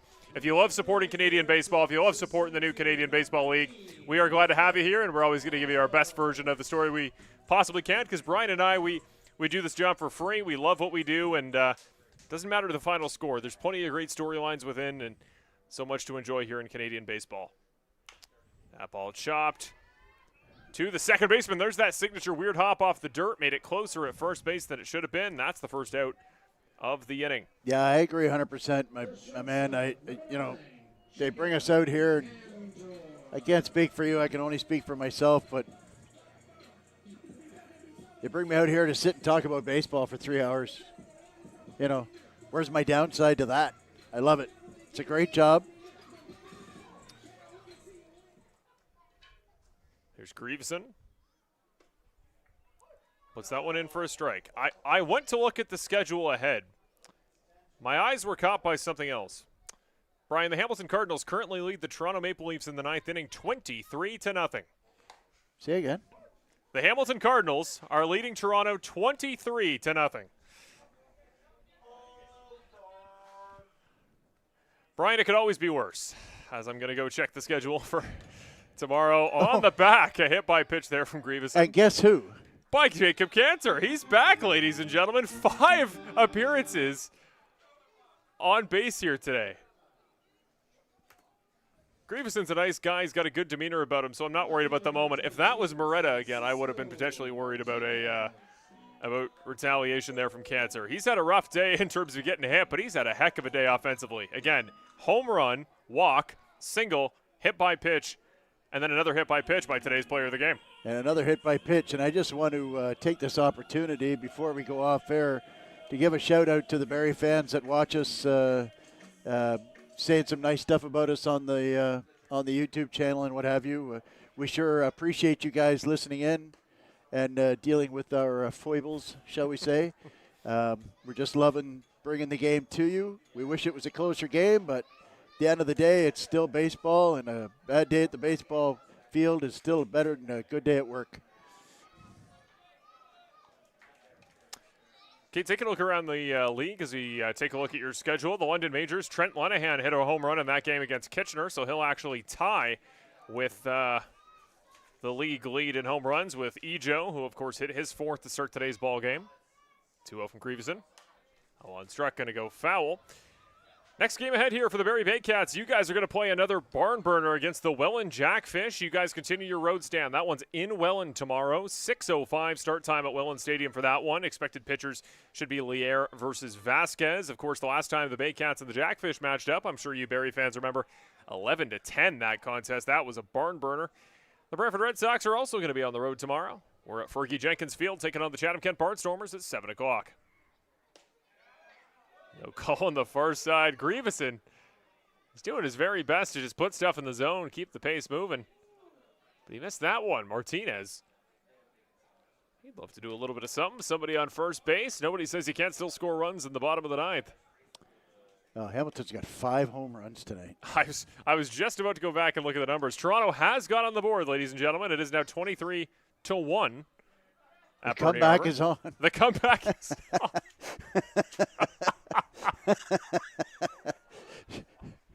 Nobody's left the park. It'll take a lot of reverse commentator jinxes to get that ball game back. But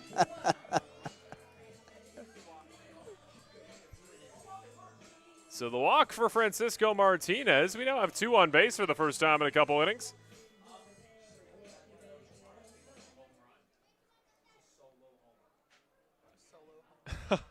I'm getting word it was a solo home run to put the 1 run on the board there for the Toronto Maple Leafs. That's a ball game for the ages happening over there.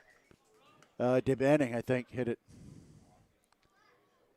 He's been exceptional, too. I believe that'll be his 4th home run of the season. Well, and that's a real poke. That ain't Christy Pitts. That's in Hamilton. You hit a home run in Hamilton, you earned it. Far side gets the strike zone. Grieveson. 1 strikeout away. Brody Black's had 3 Ks today. You do not want to put a 4th on the board, even as you're trying to get this ball game done. Yeah, you don't want to be wearing that golden sombrero. Lets it go by. Luckily, is called the ball there for 1-2.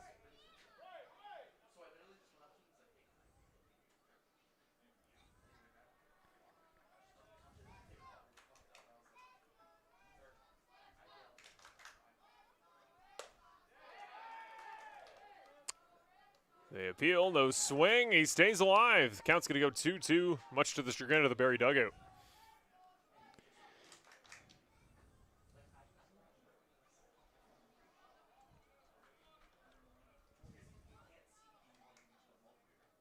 That one struck well. Black might finally have it on the board.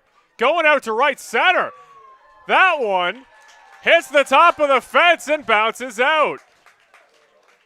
We'll see how they score that one. It is a ground rule double. Yeah, it landed right in front of the fence and bounced over. It was tough to tell. It hit the yellow kind of top fencing there. It was hard to tell. Just gave it a tick. Landed in front of our favorite realtor sign our there. Terry Summerhays sign out there, right? And clipped the yellow topper of the fence and went out. So good for Brody Black, sticking to it. Got himself a hit and an RBI. So that'll advance the runners. It's going to put 1 on 2nd and 3rd. This ball game now 11-3. I don't know. Maybe it's copium. Maybe it's just trying to keep the hope up here. If they can get something cooking, you got the out to play with. That'll go in strike 1 on Holick. No reason to give up if you're the Red Sox. One at a time. One at a time.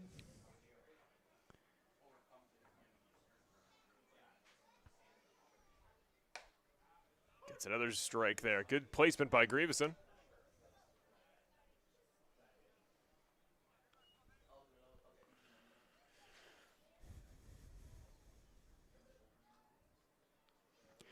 The bigger issue here is that you really want to see Holik barrel up.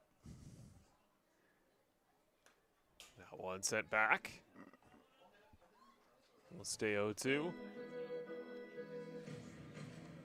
I love the effort from the bat boy. Still all the way up. Jacobs phoning nothing in at 10:30. That's why we pay him the big bucks. 0-2. That one struck again. That's well hit. That's ball hit. Very well hit to right field. Over the head. And out all the way to the fence. Hits the Mr. Lube sign. One run comes around. Another will come around. This is now an 11-5 ball game. And a door that was almost shut is starting to creak back open again for the home side. Sam Holick, that's his third hit of the day. The third baseman, number 21, Christian Ortega. Big spot here for Chris. And at bat, that would have been a, try to put a stat up there for myself, but let's get this thing done at bat a couple hitters ago is now this could be something real. Right down the middle, good movement by Grieveson. I tell you what, Holick's power to the opposite field is Ridiculous. very impressive, isn't it? It looks effortless. Yeah, it did. Like, that's the thing. It looked like it was just going to be a line drive base hit, and the thing carried out short hop the fence. Oh, boy, oh, boy, oh, boy, oh, boy, oh, boy. Hey, give it to him on the wide side. Here's Ortega. Watts up. Both of them power threats if they get a hold of one of these balls from Grieveson. The question is, how far out is he going to go? Because now you're going to bust him back in because he's leaning out over the plate. Very reminiscent of the previous at bat, though. 2 outside strike calls to Holick. They came inside, and he barely fouled it off, and then he went back outside, and Holick roped him. So let's see if there's a complete replication of form here. Ortega the 0-2. Back outside. Lets it go by. That's too far. You can't give him that one. For ball one. It's only fitting the defending home run derby participant has the outfield playing as far back as we've seen all day. Yeah. That one in on the hands. Weird bounce off the bat. Caught there. That probably I broke agree the with bat. Sawed him off there. Came back inside and sawed him right off. He's bringing it back at least to do a proper inspection. Here we go. Could be the final out of the day, but Cassidy Watt's going to want to keep this ball game going. Here's the catcher. 1 for 4 on the day.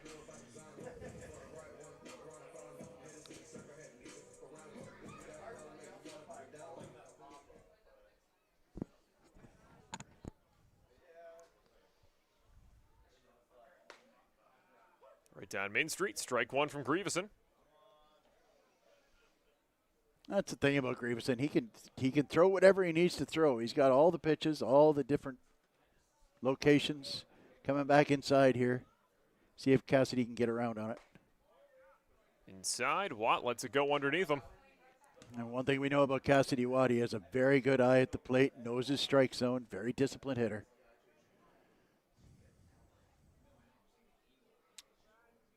One count. Grieveson to Watt. That one well struck out there. Stays fair. Going to bounce off the fence in left field. Watt running for the double. Run will score. 11-6 now this ball game. Cassidy Watt slides in for a double. His second hit of the day. Second double of the year. Well, if there's a batter you want in this situation, and Jacob Cantor's already gone through the order, Andrew Savage is a sight for sore eyes here. Can he keep this new run of form going? And will we see an emergency relief arm come in and start warming up in the bullpen? Because the Barrie Baycats, they want to end this one before this one gets any more entertaining.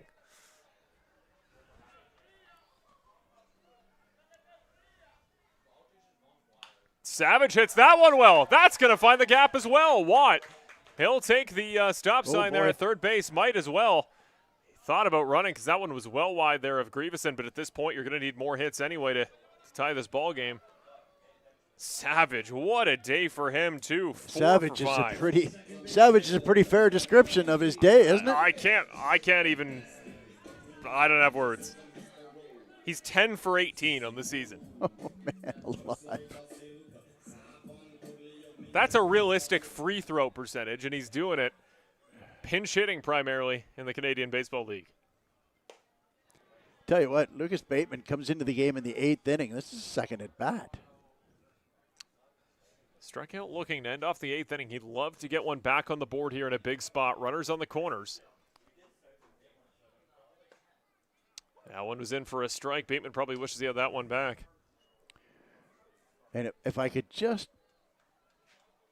go ahead a little bit here. If Jacob Cantor gets up to bat, he may represent the tying run.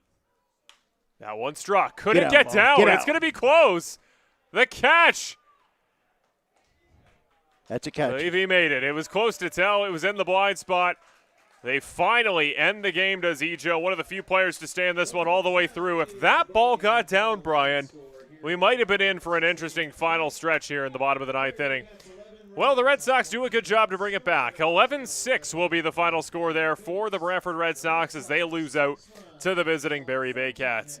It was a big night. There was plenty of storylines. We saw a pitcher come in and do some hitting for the first time of his season, possibly get injured. We hope he's okay. We hope he avoided a lower leg injury, whatever happened there while he was base running. Either way, the Baycats, they moved to a league tied with the Welland Jackfish, I should say. 7-2 record there for Barrie. It's been a great run of form for them. Great start to the new season for Josh Matlow and that entire crew. They showed why today. Great pitching from Garces. He comes in, solid 6 innings of work. A little bit of, uncertainty there towards the end with the relief pitching. That's kind of in the Canadian Baseball League this year. They gave plenty of bats chances to shine. And a guy like, I want to give a quick shout out to today, Carson Barker, comes in, first hit of the year, and it's a 3-run homer. Plenty of cool storylines. I had a great time telling today's baseball, even if it wasn't a great result for our home side. How do we feel about it, Brian? Another great day of Friday action? Well, yeah, I mean, we're always loving being here at the end of the day, but, it's time to start playing a little bit better baseball for the Brantford Red Sox. They have to play better defense. They have to be tougher to steal bases against. They just need to play better baseball. And when you think about the runs that they gave away tonight, that 4-run rally in the 9th could have meant something if they weren't giving away runs earlier on tonight. So, I'm a big believer in cause and effect. And when you give away a run in the 5th inning, that may come back to bite you in the rear end in the 9th inning, and that was the case today. So having said that, there's a lot of good things going on. You have to love what you're seeing with Jacob Cantor. You love what you're seeing with Andrew Savage. You love what you're seeing with Tim Hollick's bat waking up. Arias throws well. It's just a matter of keeping the runners together. There's some really good things going on here, but they just need to start playing better baseball, and the wins will come. Well, we got just under a week to put the pieces together here at home. We're going to be back on the 13th, June 13th. That ball game going to be a rematch against Hamilton. Circle that one in your calendars, folks, because something about Hamilton, they seem to find struggles here in all the most entertaining ways when they come to Brantford. Another home and home next week, right? So, and I believe they're up in Chatham as well next weekend. So, and Welland again next week. So, I like Welland early. Get them out of the way. Get those 6 games against Welland, get them out of the way, and start before they're back in playoff tune-up form end of the season. Yep. I agree. Absolutely, 100%. So, like I say, better things are coming for the Brantford Red Sox. I know they are, and we can't wait to see what the rest of the season has in store for us. We're going to wrap it up quick, but not too quick. One more time, we're going to thank our awesome partners here at Brantford Red Sox Baseball. First of all, Mr. Lube and Tires, our presenting sponsor. Make it all possible, putting this show on wherever you may be watching us from. Thank you to Mr. Lube and Tires. Also want to thank Montana's Barbecue and Bar. Go check them out if you need a great eat, great ribs, great steak, whatever it may be. Go to Montana's Barbecue and Bar. Popeyes Supplements for all your supplement needs. If you want to get in baseball shape like some of the best athletes in the CBL, head to Popeyes. And finally, the Terry Summerhays team on behalf of RE/MAX Realtors. We thank them for their support of Brantford Red Sox baseball.